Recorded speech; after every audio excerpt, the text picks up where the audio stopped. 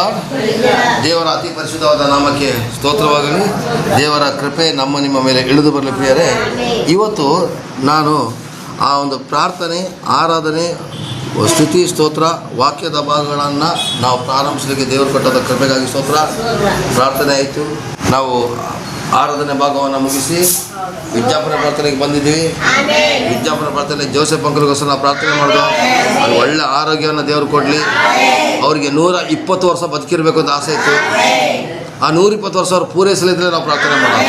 ಯಾಕೆಂದರೆ ಅವ್ರು ಒಳ್ಳೆ ಸೇವಕರು, ನಮ್ಮಂಥ ಸೇವಕರನ್ನ ಬೆಳೆಸಿರ್ತಕ್ಕಂಥವ್ರು. ಅವರಿಗೋಸ್ಕರ ನಾವು ಪ್ರಾರ್ಥನೆ ಮಾಡಿದ್ವು. ಹಾಗೆ ಕೊಡಗಿನಲ್ಲಿರೋ ಪಾಕಪಾಸ್ಟಿಗೋಸ್ಕರ ನಾವು ಪ್ರಾರ್ಥನೆ ಮಾಡಿದ್ವು. ಸಿದ್ದಮ್ಮ ಅವರಿಗೋಸ್ಕರ ನಾವು ಪ್ರಾರ್ಥನೆ ಮಾಡಿದ್ವು. ನಮ್ಮ ಸಭೆಗಳಿಗಾಗಿ ನಾವು ಪ್ರಾರ್ಥನೆ ಮಾಡಿದ್ವು. ಈಗ ನಾವು ಮುಂದಿನ ಭಾಗ ಅಂತೇಳಿ ವಾಕ್ಯದ ಭಾಗಕ್ಕೆ ಹೋಗುವಾಗ ದೇವರು ನಿಮ್ಮನ್ನು ಆಶೀರ್ವದಿಸಲಿ, ಕೃಪೆಯಿಂದ ನಡೆಸಲಿ. ಆಮೇಲೆ ಪ್ರೈಸ್ ದಿ ಲಾರ್ಡ್. ನಾವೀಗ ಅದಕ್ಕೋಸ್ಕರ ವಾಕ್ಯದ ಭಾಗಕ್ಕೆ ನಾವು ಹೋಗ್ತಾ ಇದ್ದೀವಿ. ವಾಕ್ಯದ ಭಾಗಕ್ಕೆ ಹೋಗುವಾಗ ನಾನು ಇವತ್ತಿನಿಂದ ನಿಮಗೆ ಕೊಡುವಂಥದ್ದು ಎಂದರೆ ಪ್ರೀತಿಸೋದ್ರ ಬಗ್ಗೆ, ಕ್ಷಮಿಸೋದ್ರ ಬಗ್ಗೆ, ಹೊಟ್ಟೆ ಕಿಚ್ಚು ಪಡಬೇಡಿ ತಿಳೋದ್ರ ಬಗ್ಗೆ, ಪರಿಶುದ್ಧರಾಗಿರಿ ತಿಳೋದ್ರ ಬಗ್ಗೆ ವಾಕ್ಯ ಕೊಡ್ತಾ ಇದ್ವಿ. ಹೌದು, ನಿಜ. ಆದರೆ ಈಗ ನಾನು ತಿಂಗಳಲ್ಲಿ 1 ವಾರ ತಪ್ಪದೆ 2 ವಾರ ವ್ಯಕ್ತಿಗಳ ಬಗ್ಗೆ, ಬೈಬಲ್ ಇರ್ತಕ್ಕಂಥ ವ್ಯಕ್ತಿಗಳ ಬಗ್ಗೆ, ಬೈಬಲ್ ಇರ್ತಕ್ಕಂಥ ಜಾಗಗಳ ಬಗ್ಗೆ, ಬೈಬಲಲ್ಲಿ ಇರತಕ್ಕಂತಹ ಕೆಲವೊಂದು ಅದ್ಭುತ ಕಾರ್ಯಗಳ ಬಗ್ಗೆ ನಾನು ನಿಮ್ಗೆ ಕೊಡ್ತೀನಿ. ಅದ್ರ ಬಗ್ಗೆ ಎಕ್ಸಾಮ್ ಕೂಡ ಇರ್ತೀನಿ. ಅದರಲ್ಲಿ ಜಯಶಾಲಿ ಆದರೆ ಮಾತ್ರ ನಾನು ಮುಂದಕ್ಕೆ ಪಾಠ ತಗೊಳ್ಳೋದು. ಇಲ್ಲಾಂದರೆ ಅದೇ ಪಾಠನ 100 ಸಲ ಮಾಡಿಬಿಟ್ರೆ ಪರವಾಗಿಲ್ಲ, ನಾವು ಅದನ್ನು ಕಲಿಬೇಕಾಗಿದೆ ಪ್ರಿಯರೇ. ಅಲ್ಲಲ್ಲಿಯ ಯಾಕೆಂದರೆ ಏಸಪ್ಪನ ಬರುವಂಥ ಸಮಯದಲ್ಲಿ ನಾವು ಏನು ಗೊತ್ತಿಲ್ಲದಂಗೆ ಇರಬಾರ್ದು. ಹಾಗಾದರೆ ಇವತ್ತು ನಾವು ಕಲಿಯಬೇಕಾದಂಥ ಒಂದು ಅಂಶ ಏನಂತಂದರೆ, ಭೂಮಿಯ ಮೇಲೆ ಮನುಷ್ಯನನ್ನು ದೇವರು ಯಾವ ಥರ ಸೃಷ್ಟಿ ಮಾಡಿದ್ರು, ಆ ಮನುಷ್ಯನ ಹೆಸರೇನು, ಮನುಷ್ಯನನ್ನು ಉಂಟು ಮಾಡಿದ್ದು ಯಾಕೆ, ಇದ್ರ ಬಗ್ಗೆ ನಾವು ಚೆನ್ನಾಗಿ ತಿಳ್ಕೊಳ್ಳೋಣ ಪ್ರಿಯರೇ. Hallelujah, praise the Lord. ಇದ್ರ ಬಗ್ಗೆ ನಾವು ತಿಳಿಯೋದಾದರೆ, ಇವತ್ತು ದೇವರು ಪ್ರಪಂಚದ ಸೃಷ್ಟಿ ಮಾಡಿದಾಗ ಎಲ್ಲವನ್ನು ಸೃಷ್ಟಿ ಮಾಡಿ 6ನೆಯ ದಿವಸ ಮನುಷ್ಯನನ್ನು ಸೃಷ್ಟಿ ಮಾಡಿದ್ರು. ಮನುಷ್ಯನನ್ನು ಸೃಷ್ಟಿ ಮಾಡಿದಾಗ ದೇವರು ಅವ್ರನ್ನ ಸೃಷ್ಟಿ ಮಾಡಿದ್ರು ಅಂತ ಹೇಳೋದಕ್ಕಿಂತ ಅವರು ವಿಶೇಷವಾದಂಥ ರೀತಿಯಲ್ಲಿ ರೂಪಿಸಿದ್ರು ಪ್ರಿಯರೇ. ಅಲ್ಲಲ್ಲಿಯ ರೂಪಿಸಿದ. ಅದ್ರ ಬಗ್ಗೆ ನಾನು ಮುಂದೆ ಕೇಳ್ತೀನಿ. ಈ ಮನುಷ್ಯನ ಪ್ರಥಮ ಮನುಷ್ಯನ ದೇವರು ತನ್ನ ಹಾಗೆ ಸೃಷ್ಟಿ ಮಾಡಿದ್ರು. ಅದ್ರ ಬಗ್ಗೆ ನಾನು ಮುಂದಕ್ಕೆ ವಾಕ್ಯ ಕೊಡ್ತೀನಿ.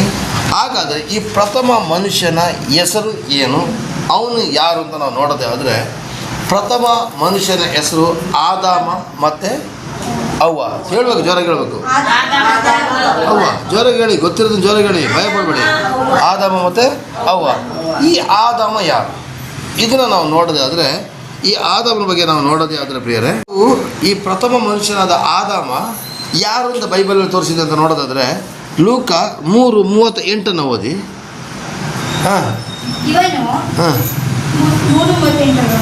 ಇವನು ಸೇತನ ಮಗನು, ಇವನು ಆದಾಮನ ಮಗನು, ಇವನು ದೇವರ ಮಗನು. ಹಾಗಾದರೆ ಈ ಆದಾಮ ಯಾರು? ದೇವರ ಮಗ. ಅಂದರೆ ಚೆನ್ನಾಗಿ ಮಾತಾಡಬೇಕು.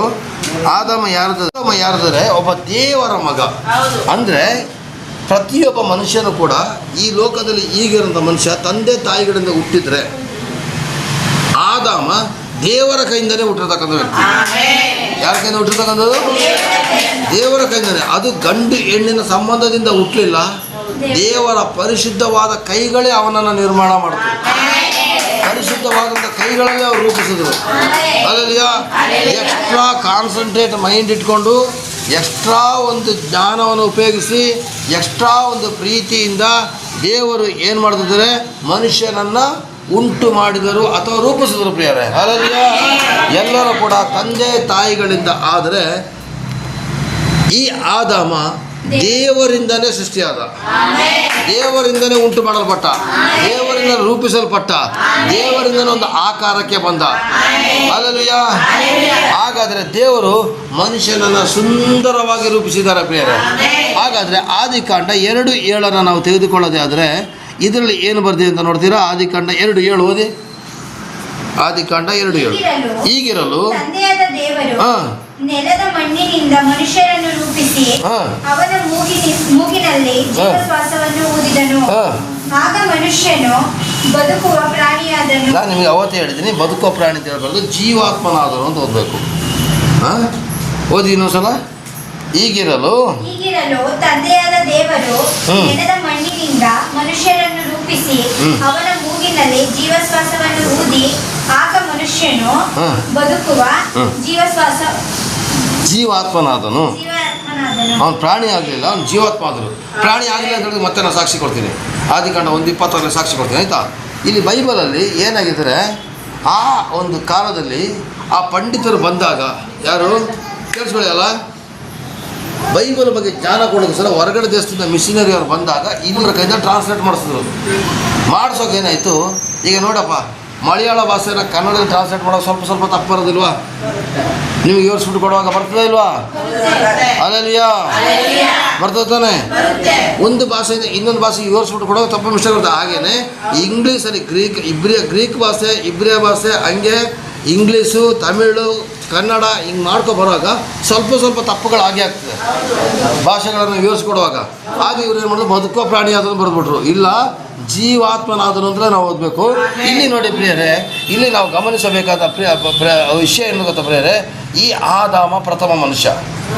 ಈ ಆದಾಮನನ್ನು ದೇವರು ನೆಲದ ಮಣ್ಣಿನಿಂದಲೂ ಮತ್ತು ತನ್ನ ಶ್ವಾಸದಿಂದಲೂ ಸೃಷ್ಟಿ ಮಾಡಿದ್ರು. ಯಾವ ಥರ ಗೊತ್ತಾಯ್ತಾ? ಇಲ್ಲಿ ನೋಡಿ, ಈಗಿರಲು ಯೆಹೋವ ದೇವರು ನೆಲದ ಮಣ್ಣಿನಿಂದ ಮನುಷ್ಯನನ್ನು ರೂಪಿಸಿ. ಹಾಗಾದರೆ ನಾನು ನೀನು ಉಂಟಾಗಬೇಕಾದ್ರೆ ನಮ್ಮ ತಾತ ಪ್ರಥಮ ಮನುಷ್ಯ ಉಂಟಾಗಿದ್ದು ನೆಲದ ಮಣ್ಣಿನಿಂದ ಪ್ರಿಯರೇ. ಇವತ್ತು ಸುಮಾರು ಜನ ಹೇಳ್ತಾರೆ ಅಂತ, ಮಂಗನಿಂದ ಮಾನವ ಅಂತ ಹೇಳ್ತಾರೆ. ಯಾರಿಂದ ಮಾನವ? ಮಂಗನಿಂದ ಮಾನವ ಆಗೋದೇ ಆದರೆ ಇವತ್ತು ಇರುವಂಥ ಮಂಗಗಳಿಂದ ಒಂದು ಮಾನವ ಆದರೂ ಆಗಬೇಕಲ್ವಾ? ಬೇಡ, ಅದಕ್ಕೆ ಬ್ಲೇಡ್ ತಗೊಳ್ಳಿ, ಚೆನ್ನಾಗಿ ಸೇವ್ ಮಾಡಿಬಿಡಿ, ಆದರೂ ಅದು ಮನಸ್ಸಿನ ಥರ ಬರೋದೇ ಇಲ್ಲ. ಅದು ಕೋತಿ ಥರನೇ ಕಾಣೋದು. ನಿಜನಾ? ಬಾಯಿ ಬಿಡಬೇಕು. ಹಾಲೆಲೂಯಾ. ಯಾವ ಥರ? ಅದಕ್ಕೆ ಗಡ್ಡ ಕೂದಲೆಲ್ಲ ಕೆರೆದು ಬಿಡಬೇಕಿದ್ರೆ ಕೂರಿಸಿ, ಆದರೂ ಅದು ಮನುಷ್ಯನ ಹಾಕೋದು ಕಾಣೋದಿಲ್ಲ, ಅದು ಕೋತಿ ಥರನೇ ಕಾಣೋದು. ಕೋತಿನೇ, ಮನುಷ್ಯನೇ. ಮಂಗನಿಂದ ಮಾನವ ಅಲ್ಲ, ದೇವರಿಂದ ಮಾನವ. ಯಾರಿಂದ ಮಾನವ? ದೇವರಿಂದ ಮಾನವ ಪ್ರಿಯರೇ. ಇವತ್ತು ಏನಾಗ್ತದೆ ಗೊತ್ತಾ? ಮಂಗನಿಂದ ಮಾನವ ಪಾಠ ಮಾಡ್ತಾಯಿದ್ರು. ಆದರೆ ಒಂದು ವಿಷಯನ ತಿಳ್ಕೊಳ್ಳಿ, ಇದನ್ನು ಸಿದ್ಧಾಂತನ ಸೃಷ್ಟಿ ಮಾಡಿದವನು ಡಾರ್ವಿನ್ ಅಂತ ಹೇಳ್ತಕ್ಕಂಥ ಒಬ್ಬ ವಿಜ್ಞಾನಿ. ಮಂಗನಿಂದ ಮಾನವ ಅಂತೇಳಿ. ಆದರೆ ಅವನೇ ಕೊನೆಗೆ ಹುಚ್ಚರು ಸತ್ತೋಗ್ಬಿಟ್ಟ. ಕೊನೆಗೆ ಅವನಿಗೆ ಆಧಾರ ಸಿಗದೆ ಸತ್ತೋಗ್ಬಿಟ್ಟ ಪ್ರಿಯರೇ. ಅಲ್ಲಲ್ಲಿಯಾ? ಅವನಿಗೆ ಆಧಾರ ಸಿಗಲಿಲ್ಲ. ಅವ್ನು ಮಂಗನಿಂದ ಮಾನವ ಮಾಡ್ಬಿಟ್ಟು ಅವನೇ ಮಂಗಾಗ್ಬಿಟ್ಟು ಪೆಂಗನಾಗಿ ಸತ್ತೋಗ್ಬಿಟ್ಟ ಅವನು. ಅಲ್ಲಲ್ಲಿಯಾ? ಇಲ್ಲಿ ಬೈಬಲ್ ಹೇಳ್ತದೆ, ಮಂಗನಿಂದ ಮಾನವ ಅಲ್ಲ, ದೇವರಿಂದ ಮಾನವ. ಆದರೆ ಪ್ರಥಮ ಮಾನವ ಸೃಷ್ಟಿಯಾಗಿದ್ದು ಈ ವಾಕ್ಯದ ಪ್ರಕಾರ ಯಾವ ಥರ ಗೊತ್ತಾ? ನೆಲದ ಮಣ್ಣಿನಿಂದ ರೂಪಿಸಿ ಮೂಗಿನಲ್ಲಿ ಜೀವಶ್ವಾಸ ಊದಿದನು. ಹಾಗಾದರೆ ನೆಲದ ಮಣ್ಣು ಪ್ಲಸ್ ದೇವರ ಉಸಿರು ಎರಡು ಸೇರಿ ಅಲ್ಲಲ್ಲಿಯ. ಆಗಲೇ ನಾವು ಆರಾಧನೆ ಮಾಡಿದೆ, ಉಸಿರಲ್ಲ ನಿನ್ನದೇ OSI ಅಂತ ಆರಾಧನೆ ಮಾಡಿದಲ್ವ? ಹಾಗೆಯೇ ನಮ್ಮ ಉಸಿರು ಯೇಸುವಿನದಾಗಿದೆ ಪ್ರಿಯರೇ. ನೀವೆಲ್ಲರೂ ಒಂದು ನಿಮಿಷ ಸೈಲೆಂಟ್ ಆಗಿಬಿಟ್ಟು ನೀವೇನು ಮಾಡಿ ಗೊತ್ತಾ? ನೀವು ಬಾಯಲ್ಲಿ ಏನು ಹೇಳಬೇಡಿ, ಮೂಗಿನಲ್ಲಿ ಶ್ವಾಸನ ಕೆಳಗಡೆ ಮೇಲ್ಗಡೆ ಮಾಡ್ತಾಯಿರಿ. ನಿಮ್ಗೆ ಯಾವ ಸ್ವರ ಬರ್ತಾ ನೋಡಿ, ಜೋರಾಗಿ ಹೇಳಿ. ಬರ್ತಾ ಇದೆಯಾ? ಏನಂತ ಬರ್ತದೆ? ಏಸು ಅಂತ ಬರ್ತದೆ. ನೀನು ಬಾಯಿಂದ ಜಪ ಮಾಡಿದ್ರು ನಿನ್ನ ಮೂಗು ಹೇಳ್ತದೆ ಏಸು ಏಸು ಏಸು. ಮೂಗಿನ ಶ್ವಾಸ ಮೇಲ್ಗಡೆ ಹೇಳಿದಾಗ ಹೇ, ಕೆಳಗಡೆ ಬಿಟ್ಟಾಗ ಸೂ ಅಂತ ಬರ್ತದೆ. ಏಸು ಅಂತ ಬರ್ತದೆ. ಇನ್ಯಾವ ವಿಷಯನೂ ಬರೋದಿಲ್ಲ, ಏಸು ನಾಮನೇ ಬರೋದು. ಅಲ್ಲಲ್ಲಿಯಾ? ನಿಜ ಅಲ್ವಾ? ಮೂಗಿನಲ್ಲಿ ಜೀವಶ್ವಾಸ ಊದಿರೋದಕ್ಕೆ ಮೂಗಲ್ಲಿರೋ ಶ್ವಾಸ ಏಸು ಏಸು ಅಂತ ಹೊರತು ಯಾವುದು ಹೇಳೋದಿಲ್ಲ. ಬೇಕಾದ್ರೆ ಅಬ್ಸರ್ವ್ ಮಾಡಿ ಹೋಗ್ಬಿಟ್ಟು ಮೇಲ್ಗಡೆ ಶ್ವಾಸ ತೆಗೆದಾಗ ಏನಿರ್ತದೆ, ಕೆಳಗಡೆ ಬಿಟ್ಟಾಗ ಸೂ ಇರ್ತದೆ. ಅಲ್ಲಲ್ಲಿಯಾ? ಹಾಗಾದರೆ ಮನುಷ್ಯ ಸೃಷ್ಟಿಯಾಗಿದೆ ಯಾವ ಥರ ಗೊತ್ತಾ ಪ್ರಿಯರೇ? ಮಣ್ಣಿನಿಂದನೂ ಮತ್ತು ದೇವರ ಶ್ವಾಸದಿಂದನೂ ಉಂಟಾದರು. ಬಾಕಿ ಎಲ್ಲವನ್ನ ದೇವರು ಉಂಟಾಗಲಿದ್ರೆ ಉಂಟಾಯಿತು. ಆದರೆ ಮನುಷ್ಯ ದೇವರ ಶ್ವಾಸದಿಂದ ಉಂಟಾದ. ಹಲ್ಲೆಲೂಯಾ. ಮನುಷ್ಯ ಮಾತ್ರ ದೇವರ ಶ್ವಾಸದಿಂದ. ಪ್ರಾಣಿ ಪಕ್ಷಿಗಳಿಗೆ ಯಾವುದಕ್ಕೂ ದೇವರು ಶ್ವಾಸ ಕೊಡಲಿಲ್ಲ ಪ್ರಿಯರೇ. ಪ್ರಾಣಿ ಪಕ್ಷಿಗಳಿಗೆ ಯಾವುದಕ್ಕೂ ದೇವರು ಶ್ವಾಸ ಕೊಡಲಿಲ್ಲ, ಅದಕ್ಕೆ ಆಟೋಮೆಟಿಕ್ ಆಗಿ ಉಸಿರು ಬಂತು.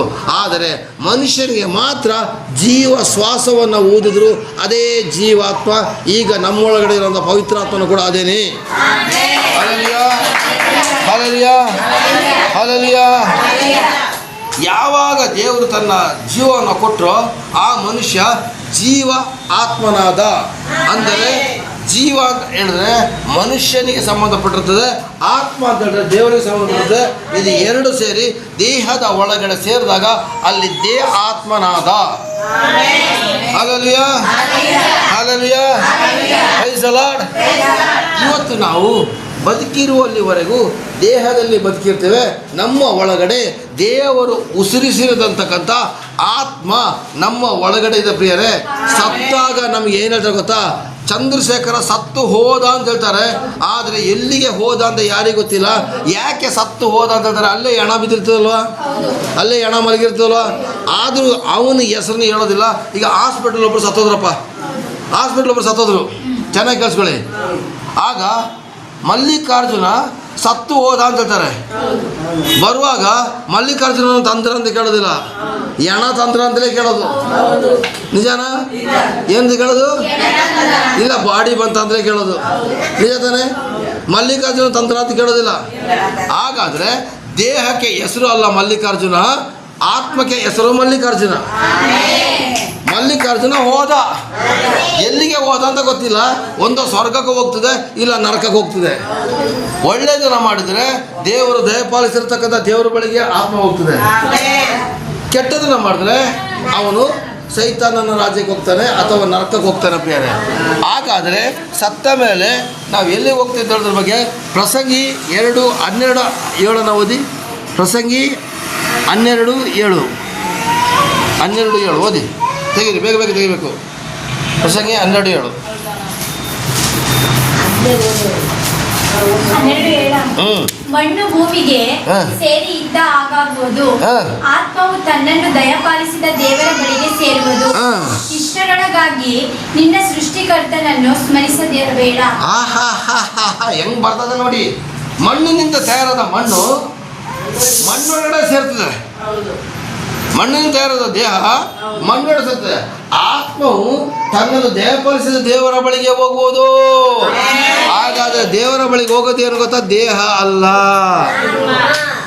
ದೇಹ ಅಲ್ಲ, ದೇಹ ಮಣ್ಣಿಂದ ಮಣ್ಣಿಗೆ ಹೋಗ್ತದೆ ಹೇಳಿ ಯೇಸು ಸ್ವಾಮಿ ಹುಟ್ಟೋದಕ್ಕಿಂತ ಎಷ್ಟೋ ಸಾವಿರ ವರ್ಷಗಳ ಹಿಂದೆ ಬರೆಯಲ್ಪಟ್ಟಂಥ ಮಾತಿದು. ಅರ್ಥ ಮಾಡ್ಕೊಳ್ಳಿ. ಎಲ್ಲ ಹೇಳ್ತಾರೆ ನಿಮ್ಮ ದೇವರು ಬಂದು 2000 ವರ್ಷ ಮಾತ್ರ ಆಗಿರೋದು ಅಂತೇಳಿ. ಆದರೆ ನನ್ನ ದೇವರು ಬಂದು 2000 ವರ್ಷ ಆಗಿಲ್ಲ. ನನ್ನ ದೇವರು ಮನುಷ್ಯನಾಗಿ ಬಂದು 2000 ವರ್ಷ ಆಯ್ತಷ್ಟೇ. ಆದರೆ ನನ್ನ ದೇವರು ಆದಿಯಿಂದಲೇ ಇದ್ದವನು. ಅದಕ್ಕೆ ಯೋಹಾನ 1:1 ಬರ್ತದೆ ಗೊತ್ತಾ? ಆದಿಯಲ್ಲಿ ದೇವರ ವಾಕ್ಯವಿತ್ತು. ಆದಿಕಾಂಡ 1ನೇ ಅಧ್ಯಾಯದಲ್ಲೇ ಬರ್ತದೆ, ಆದಿಯಲ್ಲಿ ದೇವರು ಭೂಮಿ ಆಕಾಶವನ್ನು ಉಂಟು ಮಾಡಿದ್ರು ಅಂತೇಳಿ. ಹಾಗಾದರೆ ಯೇಸು ಸ್ವಾಮಿ ಬಂದು 2000 ವರ್ಷ ಆಯ್ತು ಅಷ್ಟೇ. ದೇವರು ಆದಿಯಲ್ಲಿ ಇದ್ದವರು. ಹಲ್ಲೆಲೂಯಾ. ದೇವರು ಎಲ್ಲಿದ್ದವರು? ಆದಿಯಲ್ಲಿ ಇದ್ದವರು. ಆದರೆ ಯೇಸು ಸ್ವಾಮಿ ಮನುಷ್ಯನಾಗಿ ಬಂದು 2000 ವರ್ಷ ಚಿಲ್ಲರೆ ಆಯ್ತು ಅಷ್ಟೇ. Hallelujah, hallelujah, praise the Lord. ಅರ್ಥ ಆಗ್ತಾ ಇರ್ಬೋದು. ಇಲ್ಲಿ ದೇವರ ವಾಕ್ಯದಲ್ಲಿ ಬರ್ತದೆ, ಮಣ್ಣು ಭೂಮಿಗೆ ಸೇರಿ ಇದ್ದ ಹಾಗಾಗುವುದು. ದೇಹ ಮಣ್ಣಾಗ್ಬಿಡ್ತದೆ ಬೇರೆ, ಮಣ್ಣಿನ ಥರನೇ ಆಗೋಗ್ಬಿಡ್ತದೆ. ಇನ್ನು ಹುಡುಕಿದ್ರು ಹೆಣ ಸಿಗೋದಿಲ್ಲ. ಆದರೆ ಆತ್ಮವು ತನ್ನನ್ನು ದಯಪಾಲಿಸಿದ ದೇವರ ಬಳಿಗೆ ಹೋಗುವುದು. ಹಾಗಾದರೆ ಸತ್ತು ಹೋದ ಅಂದರೆ ಹೋಗೋದು ಏನು ಗೊತ್ತಾ? ಆತ್ಮ. ಯಾವುದು ಹೋಗೋದು? ಆತ್ಮ. ಹಲ್ಲೆಲೂಯಾ. ಅದೇ ಆದಿಕಾಂಡ 2:7 ಊದಿದಂಥ ಜೀವ ಶ್ವಾಸ. ಜೀವ ಶ್ವಾಸ ಒಳಗಡೆ ಬಂದಾಗ ಅಲ್ಲಿ ಅವರು ಶ್ವಾಸ ಊದಿರಲ್ಲ, ಅದು ಶ್ವಾಸ ಅಲ್ಲ, ಅದು ಶ್ವಾಸದ ರೀತಿಯಲ್ಲಿರೋ ಆತ್ಮನವರು ಊದಿ ಕೊಟ್ಟರು ನಮಗೆ. ಯಾರಿಗೆ ದೇವರ ಆತ್ಮವಿಲ್ಲವೋ ಅವನು ಮಣ್ಣಿನ ಗೊಂಬೆ ಥರ ಹೆಣವಾಗಿರ್ತಾನೆ. ಅರ್ಥ ಆಯ್ತಾ?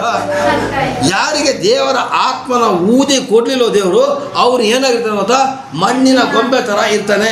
ಹೆಸರಿಗೆ ಮಾತ್ರ ಮನುಷ್ಯನಾಗಿ ಜೀವಿಸ್ತಾನೆ ಹೊರತು, ಹೆಸರಿಗೆ ಮಾತ್ರ ದೇಹಕಾರವಾಗಿ ಜೀವಿಸ್ತಾನೆ ಹೊರತು, ಅವನು ಜೀವ ಆತ್ಮ ಇಲ್ಲದೆ ಇದ್ದರೆ ಅವನು ಸತ್ತ ಹೆಣದ ರೀತಿಯಲ್ಲಿ. ನಿಜ ಅಲ್ವಾ?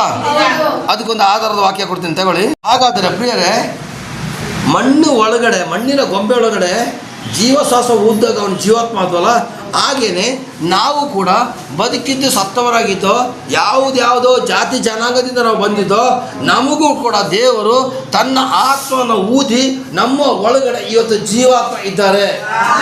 ಯೇಸು ಸತ್ತು ಮೂರನೇ ದಿವಸ ಎದ್ದು ಬಂದ ಮೇಲೆ ಶಿಷ್ಯಂದ್ರ ಬಳಿಗೆ ಬಂದಾಗ ಅವರು ಕೂಡ ದೇಹದಲ್ಲಿ ಜೀವಿಸ್ತಾ ಇದ್ರು. ಅಂದರೆ ಹಳೆ ಒಡಂಬಡಿಕೆ ಕಾಲದಲ್ಲಿ ಇರ್ತಕ್ಕಂಥ ಪ್ರತಿಯೊಂದು ವ್ಯಕ್ತಿಗಳು ಕೂಡ ದೇಹದಲ್ಲಿ ಜೀವಿಸ್ತಾ ಇದ್ರು, ಆತ್ಮನಿಗೆ ಗೌರವ ಕೊಡ್ತಾ ಇರಲಿಲ್ಲ.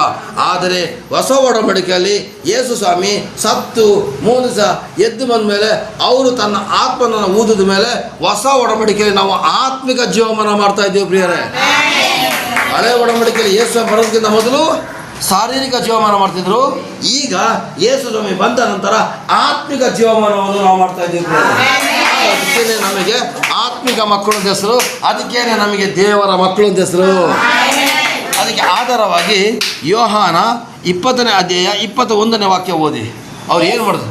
ಯೇಸು ಅವರಿಗೆ, ನಿಮಗೆ ಸಮಾಧಾನವಾಗಲಿ ಸಂಸಾರಾಗಿ ಎಂದು ತಿರುಗಿ ಹೇಳಿ, ತಂದೆ ನನ್ನನ್ನು ಕಳುಹಿಸಿಕೊಟ್ಟ ಹಾಗೆಯೇ ನಾನು ನಿಮ್ಮನ್ನು ಕಳುಹಿಸಿಕೊಡುತ್ತೇನೆ ಅಂದನು. ಇದನ್ನು ಹೇಳಿ ಅವರ ಮೇಲೆ ಊದಿ ಅವರಿಗೆ ಪವಿತ್ರಾತ್ಮ ವರವನ್ನು ತಕ್ಕೊಳ್ಳಿರಿ. ಈ ಶಿಷ್ಯರಿಗೆ ಏನು ಮಾಡಿದ್ರು? ಊದಿ ಪವಿತ್ರಾತ್ಮನನ್ನು ತಕ್ಕೊಳ್ಳಿರಿ ಅಂತ ಕೊಟ್ಟರು. ಅಲ್ಲಲ್ಲಿಯ ಆದಿಕಾಂಡ 2:7 ಏನು ಕೊಟ್ಟರು? ಜೀವಶ್ವಾಸವನ್ನು ಊದಿ ಕೊಟ್ಟರು. ಈಗ ಅದೇ ಜೀವಶ್ವಾಸ ಅವನ ಮನಸ್ಸು ದೇಹದಲ್ಲಿ ಇದ್ರೂ ಕೂಡ ಇಲ್ಲದಂಗೆ ಇದ್ದ. ಆದರೆ ಯೇಸು ಸ್ವಾಮಿ ಸತ್ತು ಎದ್ದ ಮೇಲೆ ಏನು ಮಾಡಿದ್ರು? ಇಲ್ಲಿ ಪವಿತ್ರಾತ್ಮನ ತಗೊಂಡಿರ್ತೇಳಿ ಅವ್ರು ಏನು ಮಾಡಿದ್ರು? ಊದಿ ಕೊಟ್ಟರು ಅಂತ ಬರ್ತಿದೆ. ಓದಪ್ಪ. ನೀವು ಯಾರ ಪಾಪಗಳನ್ನು ಅಲ್ಲಲ್ಲ ಓದು ಅದನ್ನೇ. ಹಾಂ, ಇದನ್ನು ಹೇಳಿ ಅವರಿಗೆ 22. ಇದನ್ನು ಹೇಳಿ ಅವರ ಮೇಲೆ ಊದಿ ಅವರಿಗೆ ಪವಿತ್ರಾತ್ಮ ವರವನ್ನು ತಕ್ಕೊಳ್ಳಿರಿ ಅಂತ ಕೊಟ್ರಲ್ವ. ಈಗ ಆದಿಕಾಂಡ 2:7 ಓದಿ ನೋಡಿ. 2ರಲ್ಲೂ ಕೂಡ ಹೆಂಗ್ ಬಂದಿದೆ ಅಂತ ಟ್ಯಾಲಿ ಮಾಡಿ. ತಂದೆಯಾದ ದೇವರು ನೆಲದ ಮಣ್ಣಿನಿಂದ ಮನುಷ್ಯರನ್ನು ರೂಪಿಸಿ ಅವನ ಮೂಗಿನಲ್ಲಿ ಜೀವಶ್ವಾಸವನ್ನು ಊದಿದ. ಅಲ್ಲೂ ಏನ್ ಮಾಡಿದ್ರು? ಊದ್ಬಿಟ್ಬಿಟ್ರು. ಇಲ್ಲಿ ಯೇಸು ಸ್ವಾಮಿ ಸತ್ತು ಎದ್ದ ಮೇಲೂ ಊದ್ಬಿಟ್ಟು ಕೊಟ್ಟರು. ಆ ಆತ್ಮನ ಬಲನೇ ಇವತ್ತು ನಿನ್ನ ಕಾಪಾಡ್ತಿರೋದು ಬೇರೆ. ನಿನ್ನ ಕಾಪಾಡ್ತಿರೋದು ಯಾವ್ದು ಗೊತ್ತಾ? ಆ ಆತ್ಮನ ಬಲ ಕಾಯ್ತಿರೋದು. ಪ್ರೈಸಲ್ಲ ಅರ್ಥ ಮಾಡ್ಕೊಂಡಿದ್ರೆ ನಿಜನಾ ಸುಳ್ಳ? ನಿಜ ತಾನೆ. ಅವತ್ತು ಗೊಂಬೆಗೆ ಊದಿ ಜೀವ ಕೊಟ್ಟರು. ಇವತ್ತು ಗೊಂಬೆ ಥರ ನಾಟ್ಯ ಆಡ್ತಿದ್ದೀವಿ ನೋಡಿ, ನಮಗೆ ಊದ್ಬಿಟ್ಟು ಜೀವ ಕೊಡ್ತಾರೆ ಬೇರೆ. ಇವತ್ತು ಪವಿತ್ರಾತ್ಮ ನಮ್ಮ ಒಳಗಡೆ ಇದ್ದಾರೆ. ಅವತ್ತು ಶಿಷ್ಯಂದ್ರಿಗೆ ಕೊಟ್ಟರು. ಅದನ್ನು ಶಿಷ್ಯಂದ್ರು ಏನು ಮಾಡಿದ್ರು? ದೇಶ ವಿದೇಶಗಳಿಗೆ ಹೋಗಿ ಕೊಟ್ಟರು. ನಮ್ಮ ದೇಶಕ್ಕೆ ಯೇಸು ಸ್ವಾಮಿಯ ಜೊತೆಲಿ ಇದ್ದಂಥ 12 ಜನ ಶಿಷ್ಯಂದ್ರಲ್ಲಿ ತೋಮ ಅಂತ ಹೇಳ್ತಕ್ಕಂಥ ಒಬ್ಬ ಶಿಷ್ಯ ಭಾರತ ದೇಶಕ್ಕೆ ಬಂದು ನಮಗೆ ಪವಿತ್ರಾತ್ಮನನ್ನು ಕೊಟ್ಬಿಟ್ಟು ಹೋದರು. ಹಲ್ಲೆಲೂಯಾ. ಇವತ್ತು ಸಭಾಪಾಲಕರುಗಳು ದೊಡ್ಡ ದೊಡ್ಡ ಪಾಸ್ಟ್ಗಳ ಮೂಲಕ ದೇವರು ನಿಮಗೆ ಜೀವಶ್ವಾಸವನ್ನು ಕೊಡ್ತಾ ಇದ್ದಾರೆ ಪ್ರಿಯರೇ. ನಮಗೆ ದೇವರು ಕೊಟ್ಟರೆ ನಮ್ಮ ಮೂಲಕ ನಿಮಗೆ ಕೊಡ್ತಿದ್ದಾರೆ ಪ್ರಿಯರೇ. ಒಟ್ಟಾರೆ ಪ್ರತಿಯೊಬ್ಬರು ಕೂಡ ದೇವರ ಆತ್ಮನನ್ನು ಯಾರು ಹೊಂದಿಲ್ವೋ ಅವರು ದೇವರ ಮಕ್ಕಳೇ ಅಲ್ಲ. ಹಲ್ಲೆಲೂಯಾ. ಹಾಗಾದರೆ ಆ ರೋಮಪುರ 8:14 ಕಾಣ್ತದೆ. ತೆಗಿರಿ ರೋಮಪುರ 8:14 ನೋಡೋಣ. 8:14 ಅಂತ ನೋಡಿ. 14-12 ಓದಿ. ಸರಿ. ಯಾರ್ಯಾರು ದೇವರ ಆತ್ಮನಿಂದ ನಡೆಸಿಕೊಳ್ಳುತ್ತಾರೋ ಅವರು ದೇವರ ಮಕ್ಕಳು. ಯಾರ್ಯಾರು ದೇವರ ಆತ್ಮದಿಂದ ನಡೆಸಿಕೊಳ್ತಾರೋ ಅವರು ಯಾರು? ಯಾರು? ಹಾಗಾದ್ರೆ ನನಗೂ ನಿನಗೂ ದೇವರ ಆತ್ಮ ನಡೆಸ್ಬೇಕು ತಾನೆ. ನನ್ನ ಆತ್ಮ ನಡೆಸಿದ್ರೆ ನಾನು ಬದುಕಿದ್ರು ಪ್ರಯೋಜನ ಇಲ್ಲ, ದೇಹದಲ್ಲಿ ಜೀವಮಾನ ಮಾಡಿದಾಗ. ದೇವರ ಆತ್ಮದಿಂದ ನಡೆಸಿದ್ರೆ ನೀವು ಯಾರಾಗಿರ್ತೀರ? ಹಲ್ಲೆಲೂಯಾ. ಆದರೆ ಆದಾಮ ದೇವರ ಆತ್ಮದಿಂದ ನಡೆಸಲ್ಪಡಲಿಲ್ಲ, ಸೈತಾನ ಆತ್ಮದಿಂದ ನಡೆಸಲ್ಪಟ್ಟ, ಶೋಧನೆಗೊಳಗೆ. ಅದಾದ ಮುಂದೆ ಕೇಳ್ತೀನಿ. ಹಲ್ಲೆಲೂಯಾ. ಹಾಗಾದ್ರೆ ಪ್ರಸಂಗಿ 12:7 ಎಷ್ಟು ಚೆನ್ನಾಗಿ ಬರ್ತಿದೆ. ಮಣ್ಣಿಂದ ಬಂದ ಮಾನವ ಮಣ್ಣಿಗೆ ಹೋಗ್ತಾನೆ, ಆದರೆ ಆತ್ಮ ದೇವರು ದಯಪಾಲಿಸೋ ದೇವರ ಬಳಿಗೆ ಹೋಗ್ತದೆ. ದೇವರ ಬಳಿಗೆ ಹೋದಾಗ ಎಲ್ಲ ಆತ್ಮಗಳನ್ನ ಸೇರಿಸ್ಕೊಳ್ಳೋದಿಲ್ಲ ದೇವರು. ಅಲ್ಲಿ ನ್ಯಾಯ ತೀರ್ಪಿಡ್ತದೆ. ಒಳ್ಳೇದು ಮಾಡಿದಂಥ ಆತ್ಮನ ತನ್ನ ಕಣತೆಗೆ ಸೇರಿಸ್ಕೊಳ್ತಾರೆ, ಕೆಟ್ಟದ್ದು ಮಾಡಿದಂಥ ಆತ್ಮನ ನರಕ ಕಳಿಸ್ತಾರೆ. ಆದರೆ ಪ್ರತಿಯೊಂದು ಆತ್ಮನ ಕೂಡ ದೇವ್ರ ಹತ್ರ ಹೋಗಲೇಬೇಕು. ಕುಡುಕನೇ ಆಗಿರಲಿ, ಮೋಸಗಾರನಾಗಿರಲಿ, ಅನ್ಯಾಯ ಮಾಡೋನೇ ಆಗಿರಲಿ, ಒಳ್ಳೆಯವನೇ ಆಗಿರಲಿ, ಕೆಟ್ಟವನೇ, ಪ್ರತಿಯೊಬ್ಬರ ಆತ್ಮನ ದೇವ್ರ ಹತ್ರ ಹೋಗ್ತದೆ. ಆದರೆ ಅಲ್ಲಿ ದೇವ್ರು ಏನು ಮಾಡ್ತಾರೆ? ಬೇರೆ ಮಾಡ್ತಾರೆ. ಅಕ್ಕಿಯಿಂದ ಕಲ್ಲನ್ನ ಯಾವ ಥರ ತೆಗಿತಾರೋ, ಭತ್ತದಿಂದ ಜೊಳ್ಳನ್ನ ಯಾವ ಥರ ತೆಗಿತಾರೋ, ಹಾಗೆ ಆತ್ಮಗಳಲ್ಲಿ ಜಳ್ಳಾಗಿರೋರನ್ನು ತೆಗಿತಾರೆ. Alleluia, alleluia. ಅರ್ಥ ಮಾಡ್ಕೊಳ್ಳಿ. ಇವತ್ತು ವಾಕ್ಯ ಕೊಡೋಕೆ ನೀವು ತಮಾಷೆ ಮಾಡ್ತಾ ಇರ್ಬೋದು, ಆದರೆ ಒಂದಲ್ಲ ಒಂದು ದಿವಸ ನೀವು ನೆನೆಸ್ಕೊಳ್ತೀರಾ, ನಾನು ಅಂಕಲ್ ಇಷ್ಟೆಲ್ಲ ವಾಕ್ಯ ಕೊಟ್ಟರು ಕೂಡ ನಾನು ಜಳ್ಳಾಗ್ಬಿಟ್ಟಲ್ಲ ಅಂತ ಯೋಚನೆ ಮಾಡ್ತೀರಾ. ಜಳ್ಳು ಆತ್ಮಗಳು, ಜಳ್ಳು ಭತ್ತಗಳು, ಜಳ್ಳು ಗೋಧಿಗಳು. ಯೇಸು ಸ್ವಾಮಿ ಅದನ್ನು ಒಂದ್ರೆ ಆಡ್ಬಿಟ್ಟು ಮರದಿಂದ ತೆಗೆದು ತೂರಿ ಹಸನು ಮಾಡಿ ಬೆಂಕಿಲಿ ಹಾಕ್ಬಿಡ್ತಾರೆ ಪ್ರಿಯರೇ. ಆದರೆ ಉಳಿದಿರ್ತಕ್ಕಂಥ ನೀವು ಒರಿಜಿನಲ್ ಗೋಧಿ ಆಗಬೇಕು, ಒರಿಜಿನಲ್ ಭತ್ತ ಆಗಬೇಕು, ಒರಿಜಿನಲ್ ಫಲ ಕೊಡೋರಾಗಬೇಕು. ಇಲ್ಲ ನಮ್ಮ ನಡೆಯೋದಿಲ್ಲ. ಯಾರ್ಯಾರು ದೇವರ ಆತ್ಮನ ನಡೆಸಿಕೊಳ್ತಾರೋ ಅವರು ದೇವರ ಮಕ್ಕಳು ಪ್ರಿಯರೇ. ಹಾಗಾದರೆ ದೇವರು ಮನುಷ್ಯನನ್ನು ಸೃಷ್ಟಿ ಮಾಡಿದಾಗ ತನ್ನ ಶ್ವಾಸದ ಮೂಲಕ ಆತ್ಮವನ್ನು ಕೊಟ್ಟರು ಪ್ರಿಯರೇ. ಅದೇ ಆತ್ಮನ ಯೇಸು ಸ್ವಾಮಿ ಬದುಕಿ ಎದ್ದು ಬಂದ ಮೇಲೆ ಕೊಟ್ಟರು ಪ್ರಿಯರೇ. Hallelujah, hallelujah. ಹಾಗಾದರೆ ಈಗ ಪುನಃ ವಾಕ್ಯಕ್ಕೆ ಬರೋಣ. ದೇವರು ಮನುಷ್ಯನನ್ನು ಯಾವ ರೀತಿ ಸೃಷ್ಟಿ ಮಾಡಿದ್ರು ಅಂತ ತಿಳ್ಕೊಳ್ಳೋಣ ನಾವು. ಇದನ್ನು ನಾನು ಎಕ್ಸಾಮ್ ಇಟ್ಟೇ ಇರ್ತೀನಿ, ನೀವು ಉತ್ತರ ಕೊಡಲಿಲ್ಲ ಅಂದರೆ ನಾನು ಪುನಃ ಇದನ್ನೇ ಮುಂದುವರಿಸ್ತೀನಿ, ಅದಂತೂ ಗ್ಯಾರಂಟಿ. ಬರೋ ವಾರದಲ್ಲಿ ಬಂದಾಗ ನೀವು ಇದ್ರ ಬಗ್ಗೆ ಕಲ್ತ್ಕೊಂಡಿರಲೇಬೇಕು. ನಾನು ಕೇಳ್ತೀನಿ, ಬರದೇ ಇರೋರಿಗೆ ಫೋನ್ ಮಾಡಿ ಕೇಳ್ತೀನಿ. ನಂದು ಟೈಮ್ ವೇಸ್ಟ್ ಆದರೂ ಪರವಾಗಿಲ್ಲ, ಬರೋದಿರೋರು ಫೋನ್ ಮಾಡಿದ್ರೆ ಕೇಳ್ತೀನಿ, ಚಕ್ಕರ್ ಹೊಡೆದ್ರೆ ಫೋನ್ ಮಾಡಿ ಕೇಳ್ತೀನಿ. ಬಟ್ ಹೇಳಲೇಬೇಕು, ಇಲ್ಲ ಮುಂದುವರ್ಸೋದಿಲ್ಲ. Alleluia, alleluia, alleluia. ಹಾಗಾದರೆ ದೇವರು ನಮ್ಮನ್ನು ಮನುಷ್ಯನನ್ನು ಯಾವ ರೀತಿ ಸೃಷ್ಟಿ ಮಾಡಿದ್ರು? ಸುಮ್ಮನೆ ಸೃಷ್ಟಿ ಮಾಡಲಿಲ್ಲ ಪ್ರಿಯರೇ.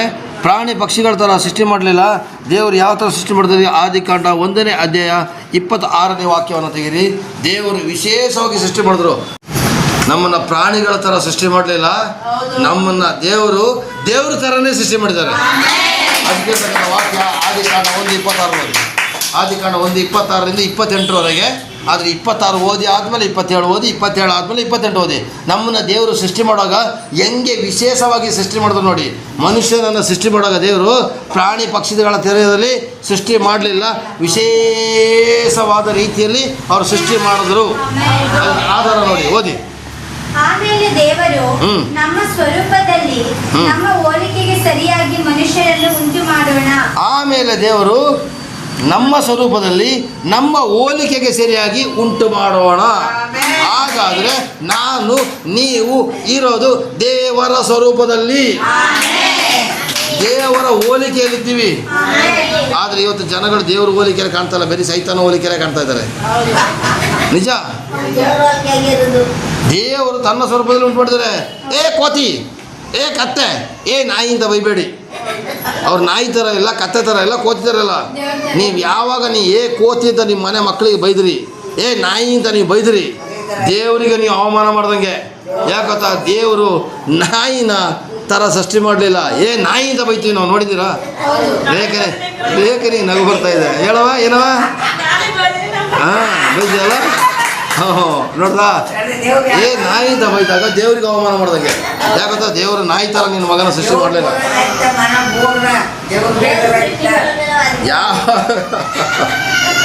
ಯಾವಾಗ ನೀವು ನಾಯಿ, ಕತ್ತೆ, ಮಂಗ ಹೇಳಕ್ ಹೋಗ್ಬಾರ್ದು. ಯಾಕೋತ ನಾವು ಮಂಗ ಯಾರದಪ್ಪ ಮಗು ಸ್ವಲ್ಪ ನೋಡ್ಕೊಳ್ಳಿ. Alleluia, alleluia. ನಾವು ಮಂಗನ ಥರ ಇಲ್ಲ, ಕೋತಿ ಥರ ಇಲ್ಲ.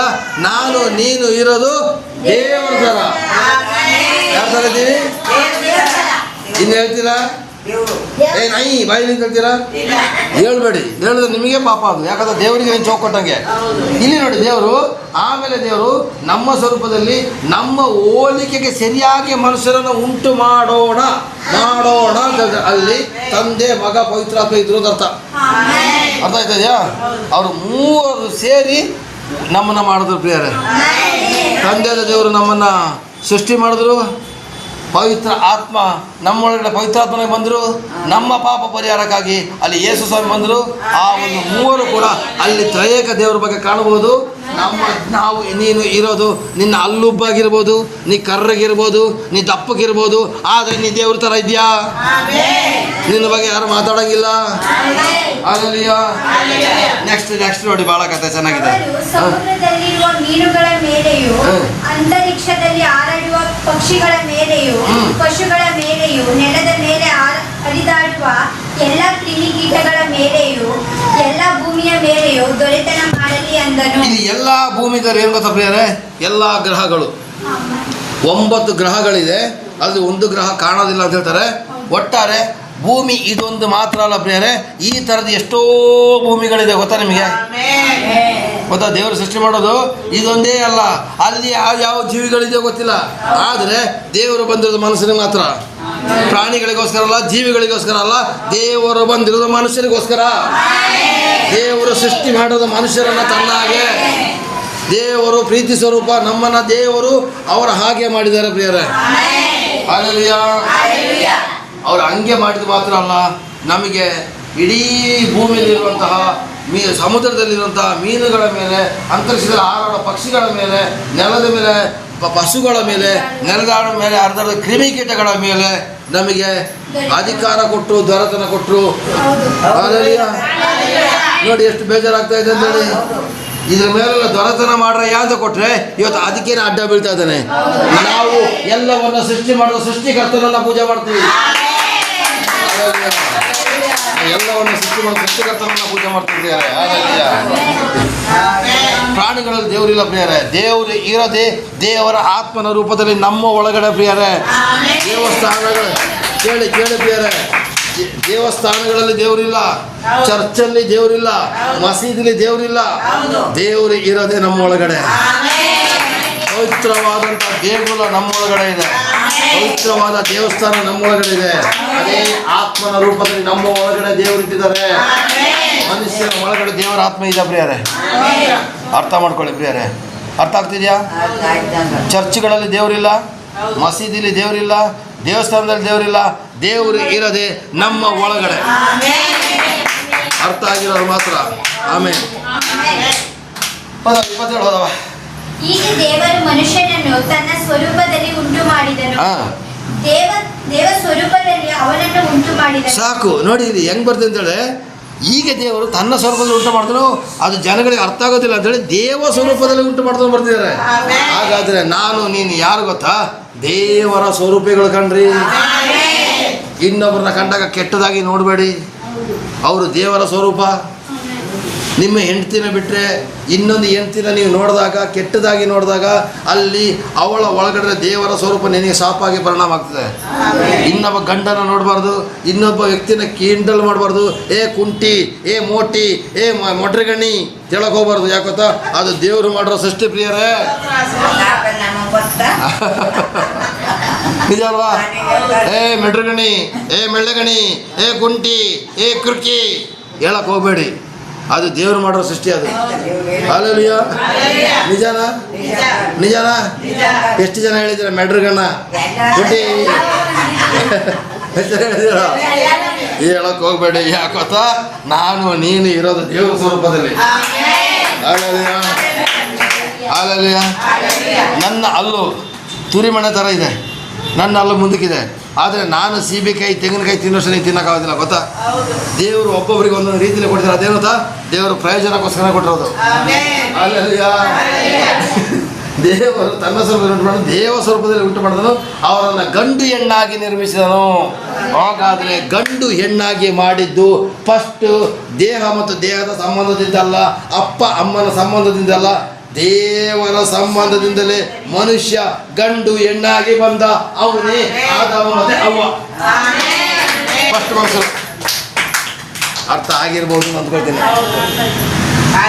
ಬರೋರ ಪ್ರಶ್ನೆ ಕೇಳಿದಾಗ ಆದಮ ಯಾರ್ದು ಗೊತ್ತಿಲ್ಲ, ಅವ್ವ ಯಾರ್ದು ಗೊತ್ತಿಲ್ಲ ಅಂತ ಹೇಳ್ತೀರಾ? ಹೇಳೋರು ಮಾತ್ರ ಹೇಳ್ತೀರಾ? ಇಲ್ಲ ಅಂತಂದ್ರೆ ನಮ್ಮ ಅದಕ್ಕೆ ಪ್ರೈಸ್ ಲಾರ್ಡ್. ನೋಡಿ ಅವ್ರು ಪುನಃ ಹೇಳ್ತಾರೆ ಹೇಳಲ್ಲ ಅಂತೇಳಿ. ಪ್ರಶ್ನೆ ಕೇಳಿದಾಗ ಹೌದು ಅಂತ ಹೇಳ್ತೀರಾ? ಮತ್ತೆ ಬರೋರು ಪ್ರಶ್ನೆ ಕೇಳಿದ್ರೆ ಉತ್ತರ ಕೊಡಲೇಬೇಕು. ಯಾಕೆಂದ್ರೆ ಪ್ರಥಮ ಮನುಷ್ಯನ ದೇವರು ಹೆಂಗ್ ಸೃಷ್ಟಿ ಮಾಡೋದು ಗೊತ್ತಾಗಬೇಕು ಪ್ರಿಯರೇ. ದೇವರು ಬೇಕಾಬಿಟ್ಟು ಯಾವುದನ್ನು ಸೃಷ್ಟಿ ಮಾಡಲಿಲ್ಲ. ಮನುಷ್ಯನ ಉಪಯೋಗಕ್ಕೋಸ್ಕರನೇ ಮರ ಗಿಡಗಳನ್ನ ಸೃಷ್ಟಿ ಮಾಡಿದ್ರು, ಮನುಷ್ಯನ ಉಪಯೋಗಗಳನ್ನೇ ಪ್ರಾಣಿ ಪಕ್ಷಿಯನ್ನು ಸೃಷ್ಟಿ ಮಾಡಿದ್ರು. ಈಗ ಹಾವನ್ನ ಸೃಷ್ಟಿ ಮಾಡಿದ್ರು ದೇವರು. ಅದು ಸುಮ್ಮನೆ ಅಲ್ಲ ಪ್ರಿಯರೇ. ಹಾವಿನ ವಿಷದಿಂದ ಕ್ಯಾನ್ಸರ್ ರೋಗಕ್ಕೆ ಔಷಧಿ ಕಂಡುಹಿಡಿತಾರಂತೆ. ಗೊತ್ತಾ ನಿಮಗೆ? ಗೊತ್ತಾ? ಹಾವುದು ವಿಷ ಕಂಡು ಸತ್ತೋಗ್ಬಿಡ್ತಿದ್ದಾನೆ, ಆದರೆ ಕ್ಯಾನ್ಸರ್ ರೋಗಕ್ಕೆ ಔಷಧಿ ಅದರಿಂದನೇ ಕಂಡುಹಿಡಿದಂತೆ. ನೋಡಿ, ಯೋಚನೆ ಮಾಡಿ ಪ್ರಿಯರೇ. ಸುಮ್ಮನೆ ಮಾಡಲಿಲ್ಲ. ಇವತ್ತು ಮನುಷ್ಯನಿಗೆ ಏನೋ ರೋಗ ಬಂದರೆ ಫಸ್ಟ್ ಪ್ರಾಣಿಗಳಿಗೆ ಚೆಕ್ ಮಾಡಿ ನೋಡೋದು, ಹೊಸ ಔಷಧಿ ಕಂಡುಹಿಡಿದ್ರೆ. ಗೊತ್ತಾ? ನರ್ಸಮ್ಮ ಇಲ್ಲೇ ಇದ್ದಾರೆ, ನರ್ಸ್ ಇಲ್ಲೇ ಇದ್ದಾರೆ. ಪ್ರಾಣಿಗಳಿಗೆ ಏನೋ ರೋಗ ಬಂದರೆ ಮನುಷ್ಯರಿಗೆ ರೋಗ ಬಂದರೆ ಫಸ್ಟ್ ಡೈರೆಕ್ಟಾಗಿ ಮನುಷ್ಯರಿಗೆ ಇಂಜೆಕ್ಷನ್ ಮಾಡೋದಿಲ್ಲ, ಪ್ರಾಣಿಗಳಿಗೆ ಚೆಕ್ ಮಾಡಿದ್ಮೇಲೆ ಅದು ಬದುಕಿದ್ರೆ ಮಾತ್ರ ಮನುಷ್ಯರಿಗೆ ಮಾಡೋದು. ಆಗ ದೇವರು ಅದನ್ನೆಲ್ಲ ಕಡೆಗಾಣಿಸಿ ನಮ್ಮನ್ನು ಶ್ರೇಷ್ಠವಾಗಿಟ್ಟಿದ್ದಾರೆ ಪ್ರಿಯರೇ, ನಮ್ಮನ್ನು ಉನ್ನತವಾಗಿಟ್ಟಿದ್ದಾರೆ ಪ್ರಿಯರೇ. ದಯವಿಟ್ಟು ನಾನು ಪಾಪಿ, ನಾನು ಇಂಥವಳು, ನಾನು ಕರ್ಗಿ, ನಾನು ಮೋಟಿ, ನಾನು ಕುಳ್ಳಿ ಅಂತ ಹೇಳ್ಬೇಡ್ರಿ. ದೇವರು ನಿಮ್ಮನ್ನು ಸೃಷ್ಟಿ ಮಾಡಿದೆ ಉನ್ನತವಾಗಿ. ಆಮೇನ್. ಹಾಗಾದರೆ ಆ ಕಾಲದಲ್ಲಿ ಮನುಷ್ಯನನ್ನು ಗಂಡಿ ಹೆಣ್ಣಾಗಿ ನಿರ್ಮಿಸಿದ ಮೇಲೆ ಏನು ಮಾಡಿದ್ರು ಗೊತ್ತಾ? ದೇವರು ಸುಮ್ಮನೆ ಬಿಡಲಿಲ್ಲ, ಎಲ್ಲ ಪ್ರಾಣಿ ಪಕ್ಷಿಗಳನ್ನ ನಿರ್ಮಿಸಿದ್ರು, ಎಲ್ಲ ಮರಗಿಡ ಸೃಷ್ಟಿ ಮಾಡಿದ್ರು. ಅದು ಯಾವುದಕ್ಕೂ ದೇವರು ಆಶೀರ್ವಾದ ಮಾಡಲಿಲ್ಲ. ಆದರೆ ಮನುಷ್ಯನಿಗೆ ಮಾತ್ರ ದೇವರು ಆಶೀರ್ವಾದ ಮಾಡಿದ್ರು. 22ನೇ ವಾಕ್ಯ ಓದಿ. ನೀವು ಬಹು ಸಂತಾನವುಳ್ಳವರಾಗಿರಿ, ಹೆಚ್ಚಿರಿ. ಮೇಲ್ಗಡೆಯಿಂದ ಇದಲ್ಲದೆ ದೇವರು ಯಾರನ್ನು ಆಶೀರ್ವದಿಸಿ ಕೇಳ್ಸಲ್ಲ ಯಾರನ್ನ ಆಶೀರ್ವದಿಸಿ? ಪ್ರಾಣಿಗಳನ್ನ, ಕತ್ತೆಗಳನ್ನ, ನಾಯಿಗಳನ್ನ, ಯಾರನ್ನ? ಹಾಗಾದರೆ ದೇವರ ಸೃಷ್ಟಿಯಲ್ಲಿ ಫಸ್ಟ್ ಆಶೀರ್ವಾದ ಮಾಡಿದ ಯಾರಿಗೆ? ಅಯ್ಯೋ, ದೇವರ ಆಶೀರ್ವಾದ ಸಿಕ್ಕಿದ ಮೇಲೆ ಯಾಕಯ್ಯ ಪಾಸ್ಟರ್ ಹತ್ರ ಬಂದ್ಬಿಟ್ಟು ನನಗೆ ಆಶೀರ್ವಾದ ಮಾಡಿದೆ ಪಾಸ್ಟರ್ಗಳನ್ನ ಕೇಳ್ತೀರಾ? ಪಾಸ್ಟರ್ಗಳ ಹತ್ರ ಬಂದು ವಾಕ್ಯ ತಿಳ್ಕೊಂಡಾಗಿ ಪಾಸ್ಟರ್ಗಳನ್ನ ದೇವ್ರು ಮಾಡಕ್ಕೆ ಹೋಗಬೇಡಿ. ಇವತ್ತು ಪಾಸ್ಟ್ರೇ ನೀವು ಪ್ರಾರ್ಥನೆ ಮಾಡಿ, ಪಾಸ್ಟ್ರೇ ನೀವು ದೇವ್ರನ್ನ ಕೇಳ್ರಯ್ಯ, ನಿಮಗೆ ಆಶೀರ್ವಾದ ಸಿಗ್ತದೆ. ಪಾಸ್ಟರ್ಗಳನ್ನ ದೊಡ್ಡ ಬೆಟ್ಟ ಮಾಡಕ್ಕೆ ಹೋಗಬೇಡಿ. ಇವತ್ತು ಪಾಸ್ಟರ್ಗಳನ್ನ ದೇವ್ರು ಮಾಡ್ತಿದ್ದಾರೆ ಗೊತ್ತಾ? ಎಷ್ಟು ಬೇಜಾರಾಗ್ತದೆ ಗೊತ್ತಾ ಚೈತ್ರ? ಪಾಸ್ಟರ್ಗಳನ್ನ ದೇವ್ರು ಮಾಡೋದು ಇಲ್ಲ. ನೀವು ಪ್ರಾರ್ಥನೆ ಮಾಡಿದ್ರೆ ನಿಮಗೆ ಉತ್ತರ ಸಿಗ್ತದೆ. ಆಯ್ತು, ಇರಲಿ ಅಂಕಲ್, ನಿಮಗೆ ಪ್ರಾರ್ಥನೆ ಮಾಡೋಕೆ ಕಷ್ಟನ ಅಂತ ಕೇಳ್ಬೇಡಿ. ಪ್ರಾರ್ಥನೆ ನಾವು ಮಾಡ್ತೀನಿ, ಆದರೆ ಆಶೀರ್ವಾದ ಮಾಡೋದು ಏಸಪ್ಪನೇ. ಗ್ಯಾರಂಟಿ ಹೇಳ್ತಿದ್ದೀನಿ, ಪ್ರಾರ್ಥನೆ ಮಾಡೋದು ನಾನು, ಆದರೆ ಆಶೀರ್ವಾದ ಕೊಡೋದು ಏಸಪ್ಪನೇ ಪ್ರಿಯರೇ. ಅದಲ್ಲ, ಇರಲಿ. ಹೀಗೆ ದೇವರು ಅವ್ರನ್ನ ಆಶೀರ್ವದಿಸಿ ಯಾರನ್ನ? ಫಸ್ಟ್ ಮನುಷ್ಯರನ್ನು ಆಶೀರ್ವದಿಸಿರು. ಆ ಆಶೀರ್ವಾದ ಇವತ್ತಿನವರೆಗೆ ನಮಗಿದೆ. ಏನಂತ ಬರ್ತಿದೆ? ಇವತ್ತು ಬಹು ಸಂತಾನ ಮಾಡ್ಕೊಳ್ತಾ ಇದ್ದೀವ? ಒಂದು ಸಾಕು, ಎರಡು ಬೇಕು. ಅಲ್ಲಲ್ಲ, ಒಂದು ಬೇಕು, ಎರಡು ಸಾಕು. ಎಷ್ಟು? ಒಂದು ಬೇಕು, ಎರಡು ಸಾಕು. ಅದನ್ನ ಸಾಬ್ರುಗಳು ಪಾಲಿಸ್ತಾ ಇದ್ದಾರೆ, ಇವತ್ತು ಮುಸ್ಲಿಮನ್ರುಗಳು ಪಾಲಿಸ್ತಾ ಇದ್ದಾರೆ. ಈಗ ಅವರಲ್ಲೂ ಸ್ಟಾರ್ಟ್ ಮಾಡಿಬಿಟ್ಟಿದ್ದಾರೆ ಕಟಿಂಗ್. ಅಯ್ಯೋ, ನೀವು ಯೋಚನೆ ಮಾಡ್ಬೋದು, ತುಂಬ ಜನ ಆಗ್ಬಿಟ್ರೆ ಬದುಕೋಕ್ಕಾಗೋದಿಲ್ಲ, ಸಾಕಾಗೋದಿಲ್ಲ ಅಂತೇಳಿ.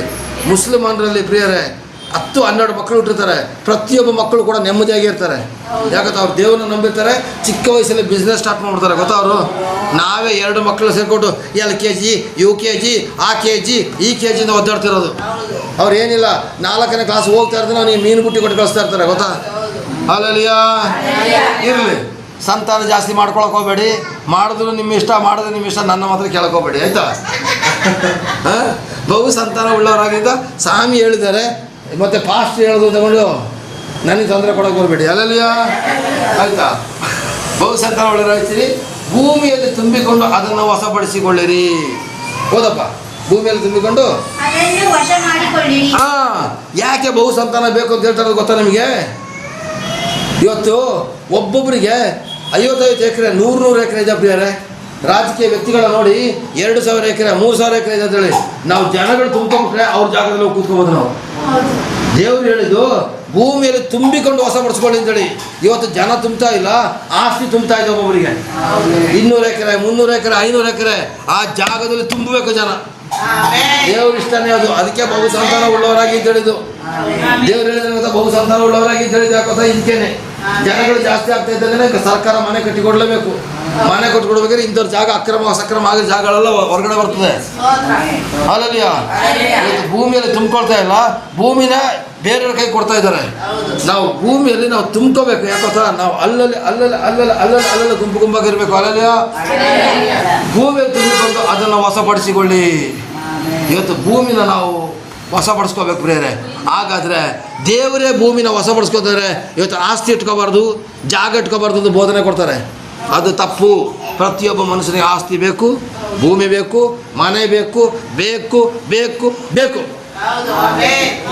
ಅಲ್ಲಲ್ಲಿಯ ಸಮುದ್ರದ ಮೀನುಗಳ ಮೇಲೆಯೂ, ಆಕಾಶ ಪಕ್ಷಿಗಳ ಮೇಲೆಯೂ, ಭೂಮಿಯಲ್ಲಿ ಎಲ್ಲ ಜೀವಿಗಳ ಮೇಲೆಯೂ ದೊರೆತನ ಮಾಡಿರಿ ಅಂದನು. ನೋಡಿ ನೋಡಿ ನೋಡಿ ನೋಡಿ ನೋಡಿ ಪುನಃ ದೇವರು ಎರಡನೇ ಸಲ ಹೇಳ್ತಾರೆ, 26 ಹೇಳ್ದು ವಾಕ್ಯ 27 ಹೇಳ್ತಾರೆ, ಭೂಮಿ ಮೇಲೆ ದೊರೆತನ ಮಾಡ್ರಯ್ಯ, ಆಳುಗಳಾಗಿರ್ಬೇಡ್ರಯ್ಯ.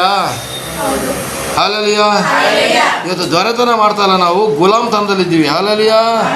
ಎಷ್ಟೊಂದು ಬೇಜಾರಲ್ವಾ? ನಾವು ಗುಲಾಮರಾಗಿರೋದು ಬೇಡ, ನಾವು ದೊರೆಗಳಾಗಿರೋಣ. ಹಾಲೆಲೂಯ. ನಾನು ದೊರೆಗಳಾಗಿರೋದ್ರೆ ಏನು ಗೊತ್ತಾ, ಇನ್ನೊಬ್ಬರನ್ನ ಆಳಿ ಅಂತ ನಾನು ನಿಮ್ಗೆ ಹೇಳ್ತಾ ಇಲ್ಲ, ನಿಮಗೆ ನೀವೇ ಸಾಹುಕಾರ ಕಣಪ್ಪ.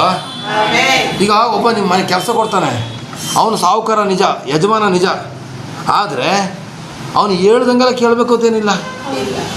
ಇವತ್ತು ನೋಡಿ, ಶೆಡ್ಯೂಲ್ ಕ್ಯಾಸ್ಟಲ್ಲಿ ಇರ್ತಕ್ಕ ಜನಗಳನ್ನ ಉನ್ನತ ಜಾತಿಯಲ್ಲಿ ಇರೋರು ವಯಸ್ಸಾಗಿದ್ರು ಕೂಡ ಲೋ ಚಂದಮ್ಮ ಬಾರೇ, ಸಿದ್ದಯ್ಯ ಬಾರೋ ಅಂತ ಕರೀತಾರೆ. ಚಿಕ್ಕ ವಯಸ್ಸಿನ ಮಕ್ಕಳು ಕೂಡ ಆವಾಗ ನೀವು ಅವ್ರನ್ನ ಖಂಡಿಸ್ಬೇಕು, ಏನೋ ಲೋ ಕರೀತಿದ್ದೆ ಅಂತ ಕೇಳಬೇಕು. ನೀವು ಏನು ಮಾಡ್ಬೇಕು, ಅಧಿಕಾರ ಸ್ಥಾಪಿಸ್ಬೇಕು. ನೀವು ದೇವ್ರ ಮಕ್ಕಳು ಪ್ರಿಯರೇ, ನಿಜ ಅಲ್ವಾ? ಇವತ್ತು ಏನಾಗ್ತದೆ ಗೊತ್ತಾ, ಕೀಳು ಜಾತಿ ಮೇಲು ಜಾತಿ ಮಾಡ್ಕೊಂಡು ಹೆಸರು ಹಿಡಿದು ಕರೆಯೋದು, ವಯಸ್ಸಿಗೆ ಬೆಲೆ ಕೊಡೋದಿಲ್ಲ, ತಾರತಮ್ಯ ಮಾಡೋದು. ಮೊನ್ನೆ ನಮ್ಮ ಸರ್ ನನಗೆ ಹೆಂಗೆ ಬೈದ್ರು ಗೊತ್ತಾ, ಒಬ್ಬರು ಮೇಡಮಿಗೆ, ಸರ್ ಇವ್ರದ್ದು ಮೂವ್ಮೆಂಟ್ ಆಗಿದೆ ಅಂತ ಕೇಳ್ಬಿಟ್ಟೆ, ನಾನು ಭಾರತೀಯ ಅವ್ರದ್ದು ಮೂವ್ಮೆಂಟ್ ಆಗಿದೆ ಕೇಳ್ಬಿಟ್ಟೆ. ಸಡನ್ನಾಗಿ ಅವ್ರು ಒಂದು ಮಾತಿದ್ರು, ಭಾರತೀಯ ಅವ್ರದ್ದು ಹೇಳ್ಬೇಡ, ಭಾರತೀಯ ಮೇಡಮ್ ಅಂತ ಹೇಳೋದೇಳಿ, ಆಯ್ತು, ಅವ್ರ ಅಧಿಕಾರಕ್ಕೆ ಬೆಲೆ ಕೊಡೋದೇಳಿ. ಹಾಗೇನೆ ನಾವು ಅಧಿಕಾರಕ್ಕೆ ಬೆಲೆ ಕೊಡಬೇಕಾದ್ರೆ ಜಾತಿಗೆ ನಾವು ಬೆಲೆ ಕೊಡ್ಬೇಕು ಪ್ರಿಯರೇ, ನಿಜ ಅಲ್ವಾ? ಇವತ್ತು ಜಾತಿ ಬೆಲೆ ಇಲ್ಲ, ಅವನು ಆ ಜಾತಿ, ಇವರು ಕ್ರಿಶ್ಚಿಯನ್ಸು, ಇವತ್ತು ಮುಸ್ಲಿಮು ಅಂತ ಹೊಡೆದಾಡ್ತಾ ಸಾಯ್ತಾ ಇದ್ದಾರೆ. ನಾವು ಸುಮ್ಮನಿದ್ರು ನಮ್ಮನ್ನ ಕೆಣಕೊಂಡು ಹೊಡಿತಿದ್ದಾರೆ ಪ್ರಿಯರೇ, ಆದರೆ ದೇವ್ರ ಏಟು ಅವ್ರಿಗೆ ಬೀಳ್ತಾನೆ ಇರ್ತದೆ, ಅದು ಅವ್ರಿಗೆ ಗೊತ್ತಾಗೋದಿಲ್ಲ. ಇವನು SC, ಇವನು ST, ಇವನು ಕ್ರಿಶ್ಚಿಯನ್ಸು, ಇವನು ಮುಸ್ಲಿಮ್ ಅಂತ ಹೊಡಿತಾರೆ ನೋಡಿ, ದೇವ್ರ ಏಟು ಅವರಿಗೂ ಬೀಳ್ತಾ ಇರ್ತದೆ. ಜಾತಿ ಮತದಲ್ಲಿ ದೇವರಿಲ್ಲ ಪ್ರಿಯರೇ, ಬೇರೆ ದೇವರು ಗಂಡು ಹೆಣ್ಣ ನಿರ್ಮಾಣ ಮಾಡಿದ್ರೆ ಜಾತಿ ನಮ್ಮ ನಿರ್ಮಾಣ ಮಾಡಲಿಲ್ಲ ಪ್ರಿಯರೇ. ಹಾಲೆಲೂಯ. ಇರಲಿ ಪ್ರಿಯರೇ, ಪ್ರೈಸ್ ಲಾರ್ಡ್. ಮುಂದಕ್ಕೆ ಹೋಗೋಣ, ಲೇಟ್ ಆಗ್ಬಿಡ್ತದೆ. ಹಾಲೆಲೂಯ. ಹಾಗಾದರೆ ದೇವ್ರು ಏನು ಮಾಡಿದ್ರು, ನಮ್ಮನ್ನು ಆಶೀರ್ವಾದನ ಕೂಡ ಮಾಡಿದ್ರು. ಸುಮ್ಮನೆ ಸೃಷ್ಟಿ ಮಾಡಲಿಲ್ಲ, ಆಶೀರ್ವಾದನ ಕೂಡ ಮಾಡಿದ್ರು. ಆದರೆ ನಾನೀಗ ವಿವರಿಸೋಕ್ಕಾಗೋದಿಲ್ಲ.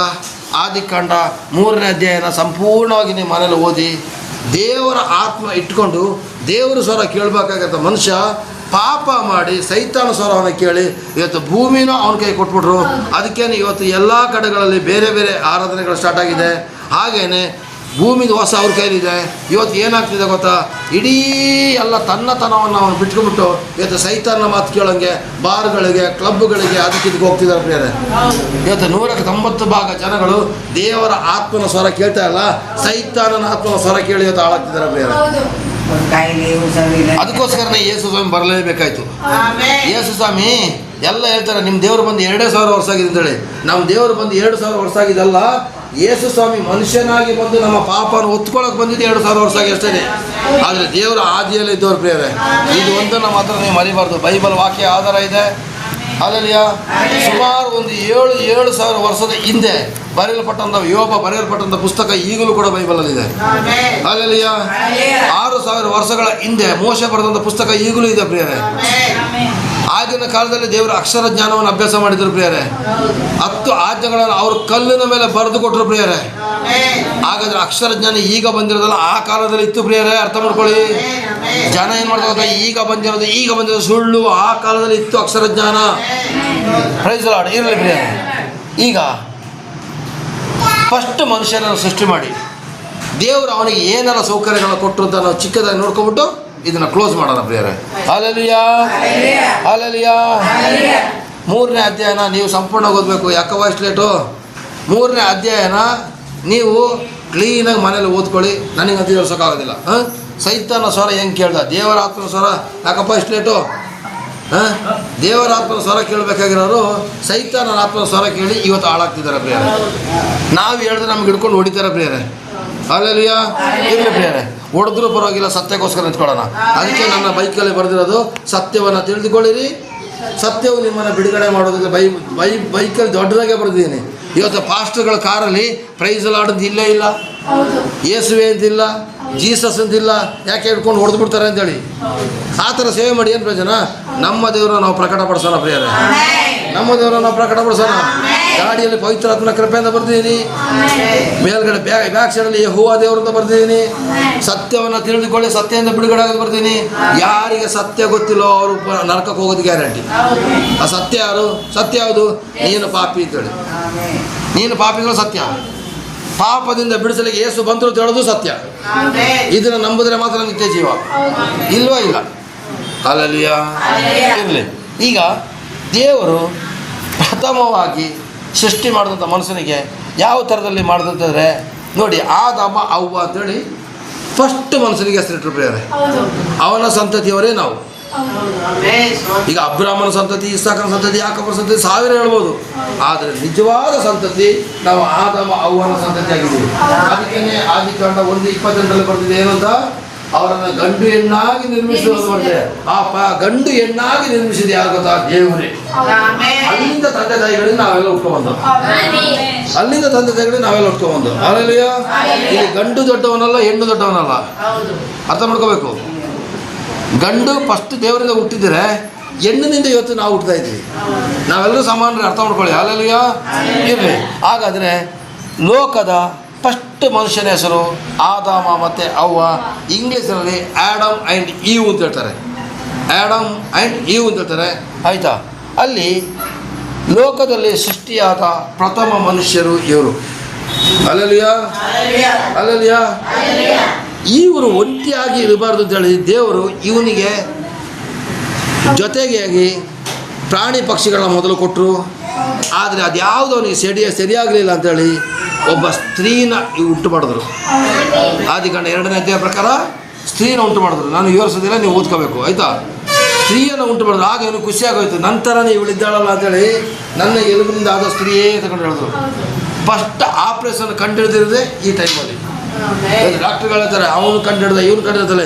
ಬೈಬಲ್ ವಾಕ್ಯ ಪ್ರಕಾರ ಆದಾಮನ ಪಕ್ಕೆಲುಬನ್ನು ತೆಗೆದು ಸ್ತ್ರೀಯಾಗ ಮಾಡಿದ ಮೇಲೆ ಅಲ್ಲಿ ಗಾಢ ನಿದ್ರೆಯನ್ನು ಬರಮಾಡಿ. ಓದ್ತೀರಾ? ಓದಿದ್ರೆ ಓದ್ಬಿಡಿಯಪ್ಪ.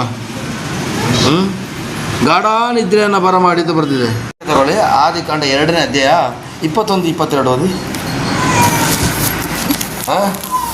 ಆಪ್ರೇಷನ್ ಕಂಡುಹಿಡಿದಿರೋದು ದೇವರೇ. ಆಪ್ರೇಷನ್ ಮಾಡೋಕೆ ಮಂಕ್ ಇಂಜೆಕ್ಷನ್ ಕೊಡಬೇಕು ಅಂತ ದೇವರು ಐಡಿಯಾ ಕೊಟ್ಟಿದ್ದು ದೇವರೇನೆ. ಅಲ್ಲಲ್ಲಿಯ ದೇವರೇ ಕೊಟ್ಟರು. ಓದಿ ಆದಿಕಾಂಡ 2:21-22. ಸಂಧ್ಯಾದ ದೇವರು ಆ ಮನುಷ್ಯನಿಗೆ ಗಾಢ ನಿದ್ರೆಯನ್ನು ಬರಮಾಡಿ ಅವನ ಪಕ್ಕೆಯ ಎಲುಬುಗಳಲ್ಲಿ ಒಂದನ್ನು ತೆಗೆದುಕೊಂಡು ಅದರ ಸ್ಥಳವನ್ನು ಮಾಂಸದಿಂದ ಮುಚ್ಚಿ ಮನುಷ್ಯನಿಂದ ತೆಗೆದಿದ್ದ ಎಲುಬನ್ನು ಸ್ತ್ರೀಯಾಗ ಮಾಡಿ ತಾನು ತೆಗೆದಿದ್ದ ಎಲುಬನ್ನು ಸ್ತ್ರೀಯಾಗ ಮಾಡಿದನು. ಹಾಗಾದ್ರೆ ಗಾಢ ನಿದ್ರೆಯನ್ನು ಬರಮಾಡಿದ್ದು ದೇವರು. ಇವತ್ತು ಅನಸ್ತೇಸಿಯ ಕೊಡ್ತಿದ್ದಾರೆ ನೋಡಿ, ಮಂಕ್ ಇಂಜೆಕ್ಷನ್ ಮಾಡ್ತಿದ್ದಾರ, ಅದನ್ನ ಕಂಡಿಡಿದರು ದೇವರು. ಎಲುಬು ತೆಗಿಬೇಕಾದ್ರೆ ಅವನಿಗೆ ನೋವಾಗ್ತದೆ ಅಂತ ಹೇಳಿದ್ರೆ ದೇವರು ಗಾಢ ನಿದ್ರೆ ಕೊಟ್ಟಿರೋದು. ಇವತ್ತು ಆಪರೇಷನ್ ಮಾಡ್ಬೇಕಾದ್ರೆ ಗಾಢ ನಿದ್ರೆ ಕೊಡೋದು ಯಾಕೆ ಗೊತ್ತಾ? ಅವನಿಗೆ ನೋವು ಆಗಬಾರ್ದು ಅಂತ, ಆಯ್ತಾ? ಅಲ್ಲಿಂದ ಎಲುಬನ್ನು ತೆಗೆದು ಆ ಎಲುಬಿನಿಂದ ಸ್ತ್ರೀಯಾಗ ಮಾಡಿದರು. ಅಲ್ಲೂ ಕೂಡ ದೇವರೇ ಮಾಡಿರೋದು. ಎಷ್ಟು ವಿಶೇಷವಾಗಿ ಅವ್ರಿಗೆ ಮಾಡಿದಾರಲ್ಲ ಮನಸ್ಸನ್ನ ನೋಡಿದ್ರೆ. ಮೂಗಿಡೋದಾದ್ರೆ ಮೂಗಿಟ್ಟಿದ್ದಾರೆ, ಕಣ್ಣಿಡೋದಾದ್ರೆ ಕಣ್ಣಿಟ್ಟಿದ್ದಾರೆ, ಬಾಯಿ ಇಡೋದಾದ್ರೆ ಬಾಯಿ ಅನ್ನೋದು ಇಲ್ಲಿದ್ದರೆ ಹಿಂಗೆ ತುಂಬಿಸ್ಬೇಕಾಗಿತ್ತು. ಅಬಿಗೆಲ್ಲ ಯಾವ ಛತ್ರಕ್ಕೆ ಹೋದ್ರು ಇಲ್ಲಿ ತುಂಬಿಸೋಕ್ಕಾಗ್ತಿರಲಿಲ್ಲ. ಯಾಕಂದ್ರೆ ಹಿಂಗೆ ಗೋರಿಗೋರು ತುಂಬೋದಿತ್ತು, ಹಿಂಗೆ ತಿನ್ನೋಕ್ಕಾಗೋದಿಲ್ಲ. ಹಿಂಗೆ ಅಲ್ವಾ? ಹೊಟ್ಟೆನ ಇಲ್ಲಿ ಕೊಟ್ಬಿಡೋದು ಎಷ್ಟು ಕಷ್ಟ ಇತ್ತು ಅಲ್ವಾ? ಎಷ್ಟು ಯೋಚನೆ ಮಾಡಿ ಪ್ರಿಯರೇ. ಒಂದು ಕಾಲ ಇಲ್ಲಿ, ಒಂದು ಕಾಲ ಕೈಗಳು ಹಿಂಗೇ ಹೋಗ್ಬೇಕಾಗ್ತದೆ ನಾವು. ನಿಜ ಅಲ್ವಾ? ಯೋಚನೆ ಮಾಡಿ ಪ್ರಿಯರೇ. ದೇವ್ರು ಎಷ್ಟು ಚೆನ್ನಾಗಿ ಸೃಷ್ಟಿ ಮಾಡಿದ್ರೆ ಕಣ್ರಿ. ನಮ್ಮ ಎಲುಬಿನಿಂದ ಕಣ್ರಿ ಮಾಡೋದು. ಅದಕ್ಕೇನೆ ಯಾವ ಎಲುಬಿನ ನೀವು ಬರ್ದಿದೆ ಅವರೇ ಗಂಟಾಗೋದು. ನೀವು ಹೆಂಗೇ ಓದಾಡಿದ್ರು ಕೂಡ ಅವರೇ ನಿಮ್ಗೆ ಆಗೋದು. ಅಲ್ಲಲ್ಲಿಯ ಇರಲಿ ಪ್ರಿಯರೇ, ಅದು ಬೇಡ ನಮಗೆ ಈಗ. Praise Lord. ಪ್ರಥಮ ಮನುಷ್ಯನ ಹೆಸರು ಆದಾಮ ಓದಿಟ್ರು. 2ನೇದಾಗಿ ಇವನು ಒಂಟಿಯಾಗಿರಬಾರ್ದು, ಇವನಿಗೋಸ್ಕರ ಪ್ರಾಣಿ ಪಕ್ಷಿಯನ್ನು ಸೃಷ್ಟಿ ಮಾಡಿದ್ರು. ಅಲ್ಲಿಂದ ಇವನಿಗೆ ಯಾವುದು ತೃಪ್ತಿ ಆಗಿರೋ ಕಾರಣಕ್ಕೋಸ್ಕರ ಸ್ತ್ರೀನ ಸೃಷ್ಟಿ ಮಾಡಿದ್ರು ನಾವು ನೋಡಿಕೊಂಡು. 3ನೇದಾಗಿ ಇವನು ಪ್ರತಿದಿನ ದೇವರನ್ನ ನೋಡ್ತಾ ಇದ್ದ ಪ್ರಿಯರೇ. 3ನೇ ಅಧ್ಯಾಯದಲ್ಲಿ ಬರ್ತಿದೆ, ಸಂಜೆ ತಂಗಾಳಿಯಲ್ಲಿ ದೇವರು ಡೈಲಿ ಬಂದು ಮಾತಾಡ್ತಿದ್ರಂತೆ. ಹಾಗಾದರೆ ಪ್ರಥಮ ಮನುಷ್ಯ ದೇವರ ಜೊತೆ ಸಂಬಂಧ ಇಟ್ಕೋಬೇಕು ಅಂತ ದೇವರು ಸೃಷ್ಟಿ ಮಾಡಿದ್ರು. ಆದರೆ ಇವತ್ತು ಮನುಷ್ಯ ಏನು ಮಾಡ್ತದೋ ಲೋಕದ ಜೊತೆ ಸಂಬಂಧ ಇಟ್ಕೊಂಡಿದ್ದಾನೆ. ಅದಕ್ಕೆ ಮದುವೆ ಆಗೋ ಟೈಮಲ್ಲಿ ನಾವು ಹೇಳೋದು ಲೋಕದ ಕಾರ್ಯಗಳು, ಲೋಕದ ಸಂಬಂಧಗಳು ಬೇಡ, ದೇವರ ಸಂಬಂಧ ಮಾಡಿದ್ದಾಳೆ. ಯಾಕತ್ತಾ? ದೇವರ ಸಂಬಂಧ ಮಾಡಲಿಕ್ಕೆ ದೇವರು ಕರೆದಿರೋದು. ಅಲ್ಲಲ್ಲಿಯ ಅಲ್ಲಲ್ಲಿಯ. ನಮ್ಮ ರಂಗಪ್ಪಣ್ಣನ ಸಂಗೀತನ ಬಗ್ಗೆ ನಾನು ಹೇಳ್ತೀನಿ. ಅವಳಿಗೆ ಎಷ್ಟೆಷ್ಟು ದೊಡ್ಡ ದೊಡ್ಡ ಶ್ರೀಮಂತರು ಬಂದರು ಗೊತ್ತಾ? ಎಲ್ಲನೂ ಅವಳು ಕ್ಯಾನ್ಸಲ್ ಮಾಡಿದ್ರು. ಯಾಕೆಂದ್ರೆ ನನಗೆ ದೇವ್ರ ಮಗನೇ ಬೇಕು, ಬಡವರೇ ಬೇಕು ಅಂತೇಳಿ. ಬಡವರಾದರೂ ಪರವಾಗಿಲ್ಲ, ಬಡವರೇ ಬೇಕು ಅಂತ ಹೇಳಿಲ್ಲ, ಬಡವರಾದ್ರೂ ಪರವಾಗಿಲ್ಲ. ಅವ್ರ ತಂದೆ ಸ್ವಲ್ಪ ಶ್ರೀಮಂತಿಗೆ ಬೇಕು ಅಂತ ಹೇಳ್ಕೊಂಡು ಹೇಳಿದಾಗ ದೊಡ್ಡ ದೊಡ್ಡ ಶ್ರೀಮಂತರು ಮಿನಿಸ್ಟರ್ ಲೆವೆಲಲ್ಲಿ ಬಂದರೂ ಕೂಡ ಸಂಗೀತ ಒಪ್ಕೊಳ್ಳಿಲ್ಲ. ಕೊನೆಗೆ ಸಾಧಾರಣವಾದ ವ್ಯಕ್ತಿನ ಮದುವೆ ಆದ. ಆದರೆ ಜನಗಳ ದೃಷ್ಟಿಯಲ್ಲಿ ಅವ್ನು ಸಾಧಾರಣವಾಗಿರೋ ಆಗಿರ್ಬೋದು, ಆದರೆ ದೇವರ ದೃಷ್ಟಿಯಲ್ಲಿ ಅವ್ರು ದೊಡ್ಡವರಾಗಿದ್ದಾರೆ. ಅರ್ಥ ಮಾಡ್ಕೋಬೇಕು ಪ್ರಿಯರೇ. ನಾವು ಆಸ್ತಿ ನೋಡೋದು ಬೇಡ, ಅಂತಸ್ತು ನೋಡೋದು ಬೇಡ, ದೇವರ ಮಕ್ಕಳು ಆಗೋದನ್ನು ನೋಡಿ. ಅಂಥವ್ರ ನೋಡಿನೇ ನಾವು ಆದರೆ ಭಾಳ ಒಳ್ಳೆಯದು. ಯಾಕೆಂದರೆ ದೇವರು ದಿನನಿತ್ಯ ಯಾರ ಜೊತೆ ಮಾತಾಡ್ತಿದ್ರು? ಆದಮ ಅವನ ಜೊತೆ ಮಾತಾಡಿದ್ರು. ಆದರೆ ಅವನು ಅದನ್ನು ತಪ್ಪಿಸ್ಕೊಬಿಟ್ಟ ಕಾರಣಕ್ಕೋಸ್ಕರ ಯೇಸು ಸ್ವಾಮಿ ಭೂಮಿಗೆ ಬಂದು ರಕ್ತ ಸುರಿಸಿದ ಮೇಲೆ ಇಬ್ಬರೇ ಒಂದರ ಪ್ರಕಾರ ದೇವರೀಗ ದಿನನಿತ್ಯ ನಮ್ಮ ಜೊತೆಲೇ ಮಾತಾಡ್ತಿದ್ದಾರೆ. ಓದ್ಬಿಡಪ್ಪ, ಇಬ್ಬರೇ ಒಂದು ದೇವ್ರು ದಿನನಿತ್ಯ ನಮ್ಮ ಜೊತೆ ಮಾತಾಡ್ತಾರೆ. ನಮ್ಮ ದೇವರು ಮಾತಾಡೋದು ದೇವರು. ಆಮೇಲೆ ಓದಿ ಬೇಗ ಬೇಗ.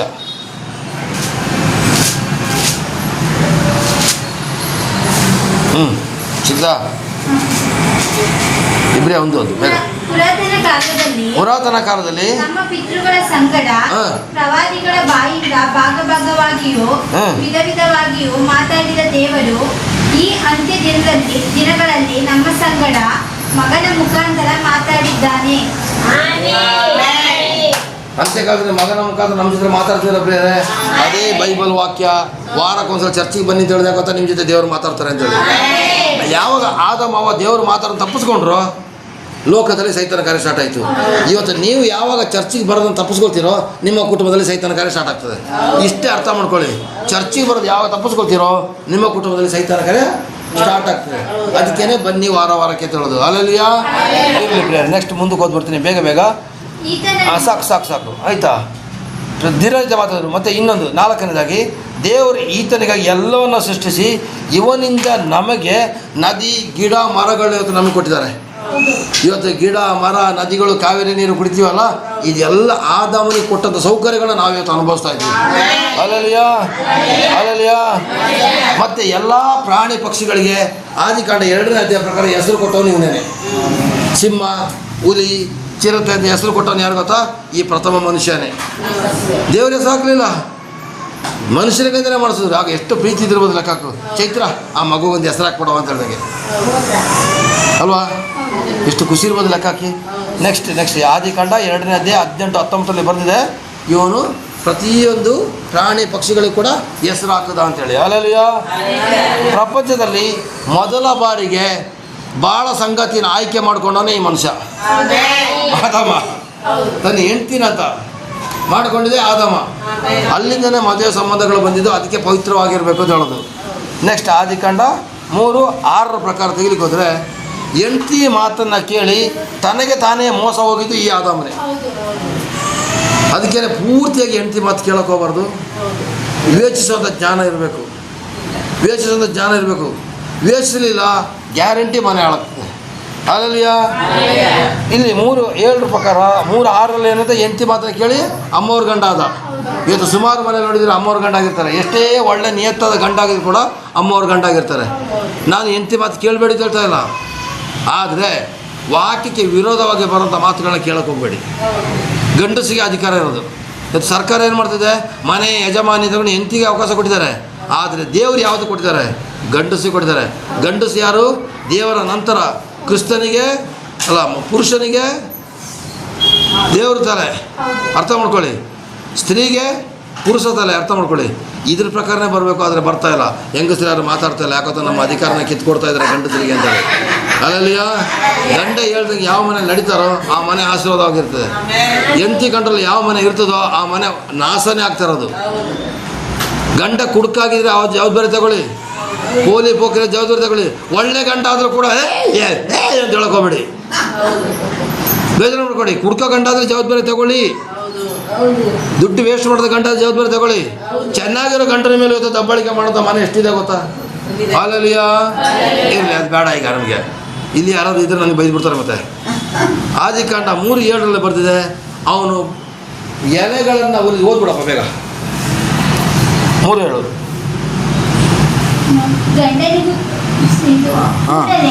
ಅವರಿಬ್ಬರ ಕಣ್ಣುಗಳು ತೆರೆದವು. ತಾವು ಬೆತ್ತಲೆಯಾಗಿದ್ದೇವೆಂದು ತಿಳಿದು ಅಂಜೂರ ಎಲೆಗಳನ್ನು ಒಲೆದು ಉಟ್ಟುಕೊಂಡರು. ನೋಡಿದ್ರ, ಬೆತ್ತಲೆ ಆಗಿದೆ ಅಂತ ಅವ್ರಿಗೆ ಗೊತ್ತಾಗಿದ್ದು. ಅಂಜೂರದ ಎಲೆಗಳನ್ನ ಹೋಲ್ಕೊಂಡ್ರು. ಆಗ ಈ ಭೂಮಿಯಲ್ಲಿ ಫಸ್ಟ್ ಟೈಲರ್ ಬಂದಿದೆ ಇವನಿಂದ. ನೋಡಿ, ಅವನೇ ಫಸ್ಟ್ ಟೈಲರು. ಅಂಜೂರದ ಎಲೆನ ಹೋಲ್ಕೊಂಡ. ಈಗ ಟೈಲರ್ ಇರ್ತಾರೆ, ಟೈಲರಿಂಗ್ ಬಂತು, ಈ ದೇಶದವ್ರು ಕಂಡಿಡಿದ್ರು, ಆ ದೇಶದವ್ರು ಕಂಡಿಡಿದ್ರು. ಇಲ್ಲ, ನಮ್ಮ ದೇವರು ಕಂಡಿಡಿದ್ರು ಕಣ್ರಿ. ಅಂಜೂರದ ಎಲೆಗಳಲ್ಲಿ ಅವನು ಬಟ್ಟೆ ಹೊಲ್ಕೊಂಡ ಅಂತೇಳಿ ಬರ್ತಿದೆ. ಆಗ ಟೈಲರ್ ಅವನೇ. ಫಸ್ಟ್ ಟೈಲರ್ ಯಾರು? ಆದಾಮ ಫಸ್ಟ್ ಮನುಷ್ಯನೇ. 3:8 ಹೋದಪ್ಪ, 3:8 ಬೇಗ. ತರುವಾಯ ತಂದೆಯಾದ ದೇವರು ಸಂಜೆಯ ತಂಗಾಳಿಯಲ್ಲಿ ತೋಟದೊಳಗೆ ಸಂಚರಿಸುತ್ತಿರುವಾಗ ಆ ಸ್ತ್ರೀ ಪುರುಷರು ಆತನ ಸಪ್ಪಳವನ್ನು ಕೇಳಿ ಆತನಿಗೆ ಕಾಣಬಾರದೆಂದು ತೋಟದ ಮರಗಳ ಹಿಂದೆ ಅಡಗಿಕೊಂಡ್ರು ನೋಡಿ. ಡೈಲಿ ಸಂಜೆ ತಂಗಾಳಿತಾರ ದೇವರು ಸ್ನೇಹಿತನ ಥರ ಮಾತಾಡಕ್ಕೆ ಬರ್ತಾಯಿದ್ರು. ಆದರೆ ಇವರು ಪಾಪ ಮಾಡೋದ್ರಿಂದ ಅಡಗಿಕೊಳ್ಳುವಂಥ ಪರಿಸ್ಥಿತಿ ಬಂತು. ಭೂಮಿಗೆ ಭಯನ ತಂದವನೇ ಈ ಫಸ್ಟ್ ಮನುಷ್ಯ, ದೇವರು ತರಲಿಲ್ಲ. ಭಯನ ತಂದವನೇ ಇವನು. ನೆಕ್ಸ್ಟ್ ಮುಂದಕ್ಕೆ.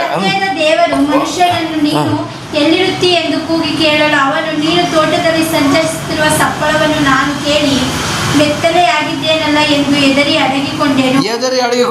ದೇವ್ರ ಜೊತೆ ಅನ್ಯೋನ್ಯತೆಯಿಂದ ಇರಬೇಕಾಗಿರೋ ಮನುಷ್ಯ ಇವತ್ತು ಪಾಪ ಮಾಡಿದಾಗ ದೇವರಿಂದ ದೂರ ಆಗ್ತಾನೆ. ಅರ್ಥ ಮಾಡ್ಕೊಳ್ಳಿ ಪ್ರಿಯರೇ. ಇವನೇನು ಮಾಡ್ದ? ಪಾಪ ಮಾಡ್ಬಿಟ್ಟ, ಎದುರಿ ಅಡಗಿಕೊಂಡ. ಇವತ್ತು ಪಾಪ ಮಾಡಿದವರೆಲ್ಲ ರಾಜಾರೋಸಾಗಿ ನಡೀತಾರ? ಒಂದು ಹೆಣ್ಣಿನ ಸಂಬಂಧ ಮಾಡೋನು ಊರಲ್ಲಿ ಎಲ್ಲರಿಗೂ ಗೊತ್ತಾಗೋಂಗೆ ಹೆಣ್ಣಿನ ಸಂಬಂಧ ಹೋಗ್ತಾನೆ, ಕದ್ದು ಮುಚ್ಚಿದೆ ಹೋಗೋದು ಅವನು. ಆದರೆ ಅವನು ಮನಸ್ಸಾಕ್ಷಿ ಚುಚ್ಚಿತಾ ಇರ್ತಾನೆ, ನಾನು ಪಾಪ ಮಾಡ್ತಾ ಇದ್ದೀನಿ ಅಂತೇಳಿ. ಅಲ್ಲಲ್ಯಾ? ಯಾವಾಗ ಪಾಪ ಮಾಡ್ತಿರೋ ದೇವರಿಂದ ದೂರ ಆಗ್ತಾರೆ ಅಂತ ಈ ಆದಾಮನ ಸಾಕ್ಷಿ ಪ್ರಿಯರೇ.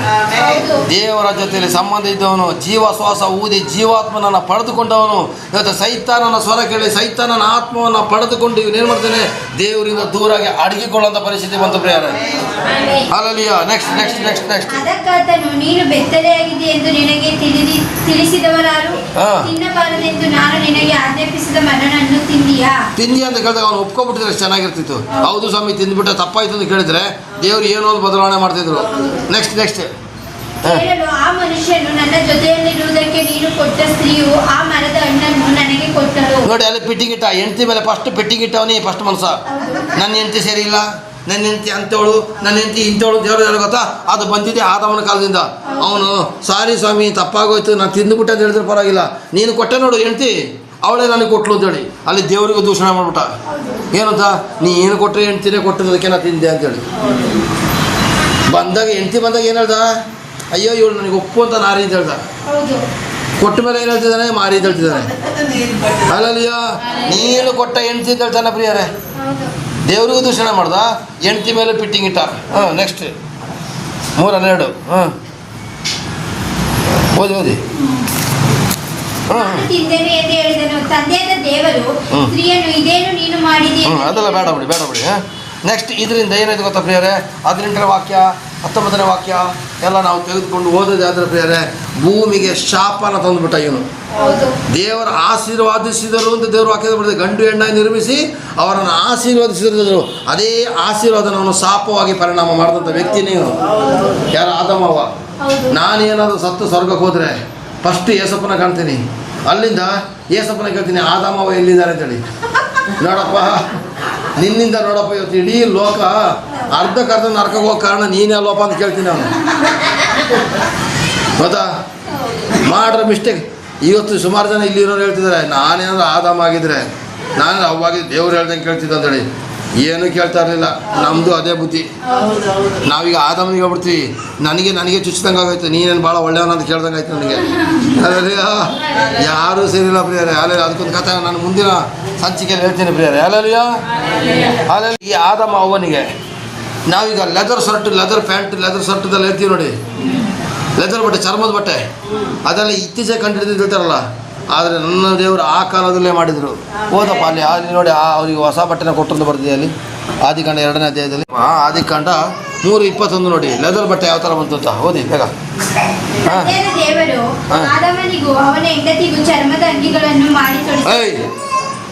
ದೇವರು ಏನು ಮಾತಾಡಬಾರ್ದು, ದೊಡ್ಡವರು ಚಿಕ್ಕವ್ರ ಥರ. ಕೇಳಿ ಇನ್ನೊಂದ್ಸಲ ಓದಿ. ತಂದೆಯಾದ ದೇವರು ಆದಾಮನಿಗೂ ಅವನ ಹೆಂಡತಿಗೂ ಚರ್ಮದ ಅಂಗಿಗಳನ್ನು ಮಾಡಿ ತೊಡಿಸಿದನು. ಚರ್ಮದ ಅಂಗಿದೇನು? Shirt, blouse. ನೋಡಿ, ನಮ್ಮ ದೇವರು ಅಂಗಿಗಳನ್ನು ಅಲ್ಲಿ ಉಡಿಸ್ಬಿಟ್ರು, ಚರ್ಮದ ಬಟ್ಟೆನ ಒದಿಸಿದ್ರದ್ದು ಬರ್ತಿಲ್ಲ, ಅಂಗಿ ಅಂತಲೇ ಬರ್ತಿದೆ ಪ್ರಿಯರೇ. ಅಂದರೆ ಅದರ ಅರ್ಥ ಆ ಕಾಲದಲ್ಲಿ ಫ್ಯಾಕ್ಟ್ರಿ ಇರಲಿಲ್ಲ. ಅದು ನಮ್ಮ ದೇವರು ಚರ್ಮದ ಬಟ್ಟೆ. ಇವತ್ತು ಲೆದರ್ ಬನೀನು, ಲೆದರ್ ಜರ್ಕಿನು, ಲೆದರ್ ಪ್ಯಾಂಟ್ ಇರ್ತೀವಲ್ಲ, ಅದು ಈಗ ಮನುಷ್ಯ ಕಂಡಿರ್ಬೋದು. ಆದರೆ ನನ್ನ ದೇವರು ಆ ಕಾಲದಲ್ಲಿ ಆದಾಮ ಮತ್ತು ಅವ್ವನಿಗೆ ಬೆತ್ತಲೆಯಾಗಿ ಇರಬಾರ್ದು, ಬೆತ್ತಲೆತನ ಕಾಣಬಾರ್ದು ಅಂತೇಳಿ ಚರ್ಮದ ಅಂಗಿಯನ್ನು ಓದಿಸಿದ್ರಂತೆ. ಆದರೆ ಇವತ್ತು ಏನು ಮಾಡ್ತಿದ್ದಾರೆ ಜನಗಳು? ಆ ಅಂಗಿನ ಬಿಚ್ಚಿಬಿಟ್ಟು ಅರ್ಧಂಬರ್ಧ ಕಾಣಂಗೆ ಓಡಾಡಿಸ್ತಾ ಇದ್ದಾರೆ. ಆ ಚರ್ಮದ ಅಂಗಿ ಆದರೂ ಫುಲ್ ಇದೆ, ಇದೇನಂದರೆ ಅರ್ಧಂಬರ್ಧ ಕಾಣಿಸ್ತಾ ಇರ್ತಾರೆ. ದೇವರು ಮಾನ ಮರ್ಯಾದೆ ಮುಚ್ಚಬೇಕು ಅಂದರೆ ಅವತ್ತು ಆದಾಮ ಅವ್ವ ಬೆತ್ತಲೆ ಆಗಿರ್ಬಾರ್ದು, ಚರ್ಮದ ಅಂಗಿ ಮಾಡಿದ್ರು ಪ್ರಿಯರೇ. ಇವತ್ತು ಏನಾಗ್ತಾ ಇದೆ? ಚರ್ಚ್ಗಳಲ್ಲಿ ಫಾದರ್ಗಳು ಪಾಸ್ಟರ್ಗಳು ಬೈಬೇಕು ಪ್ರಿಯರೇ. ಆ ಥರ ಬಟ್ಟೆ ಹಾಕೊಂಡು ಬಂದಾಗ ಮಿಡ್ಡಿ ಚಡ್ಡಿ ಮತ್ತು ಸ್ಲೀವ್ಲೆಸ್ ಬ್ಲೌಸು ಡೀಪ್ ಬಟ್ಟೆಗಳು ಹಾಕೊಂಡು ಬಂದಾಗ ಬೈಬೇಕು. ಗಂಡಸರಾಗಲಿ ಹೆಂಗಸರಾಗಲಿ ಬೈಬೇಕು ಪ್ರಿಯರೇ. ಯಾಕಂದ್ರೆ ದೇವರು ಅವತ್ತು ಚರ್ಮದ ಅಂಗಿಯನ್ನು ಮಾಡಿದಾಗ ಗೊತ್ತಾ, ಮಾನ ಮರ್ಯಾದೆ ಮುಚ್ಚಬೇಕು, ಬೆತ್ತಲತನ ಕಾಣಬಾರ್ದು ಅಂತೇಳಿ. ಅಲ್ಲೆಲಿಯಾ, ಪ್ರೈಸ್ ಲಾರ್ಡ್, ಪ್ರೈಸ್ ಲಾರ್ಡ್. ಅಲ್ಲಿ 14ನೇ ಪಾಯಿಂಟ್ ಏನು ಗೊತ್ತಾ? ಎಲ್ಲ ಮನುಷ್ಯರಿಗೂ ಒಳ್ಳೇದು ಕೆಟ್ಟದ್ದು ಗೊತ್ತಿರಲಿಲ್ಲ. ಆ ಹಣ್ಣನ್ನು ತಿಂದ್ಬಿಟ್ಟು ಒಳ್ಳೇದು ಕೆಟ್ಟದ್ದು ಗೊತ್ತಾಗೋ ಮಾಡ್ದ. ನೆಕ್ಸ್ಟ್ ಏನು ಗೊತ್ತಾ? ಇದರಿಂದ ಏನಾಯಿತು? ಈ ಲೋಕಕ್ಕೆ ಪಾಪ ಬಂದುಬಿಡ್ತು ಪ್ರಿಯರೇ. ಪಾಪದ ಸಂಬಳ ಏನಾಯಿತು? ಮರಣ. ಮರಣವನ್ನು ಪರಿಹಾರ ಮಾಡೋದಕ್ಕೋಸ್ಕರನೇ ಯೇಸು ಸ್ವಾಮಿ ನಮಗೋಸ್ಕರನೇ ಬಂದರು. ಅವತ್ತು ಆದಾಮನಿಂದ ಪಾಪ ಆಯಿತು, ಇವತ್ತು ಯೇಸು ಸ್ವಾಮಿಯಿಂದ ಪರಿಹಾರ ಆಯಿತು. ಅದಕ್ಕೆ ವಾಕ್ಯ ಒಂದು ಓದ್ಬಿಟ್ಟು ಕ್ಲೋಸ್ ಮಾಡಿಬಿಡೋಣ. 1ನೇ ಕೊರಿಂಥ 15ನೇ ಅಧ್ಯಾಯ 45-49 ಓದ್ಬಿಡಿ ಕ್ಲೋಸ್ ಮಾಡಿಬಿಡೋಣ. 1ನೇ ಕೊರಿಂಥ 15ನೇ ಅಧ್ಯಾಯ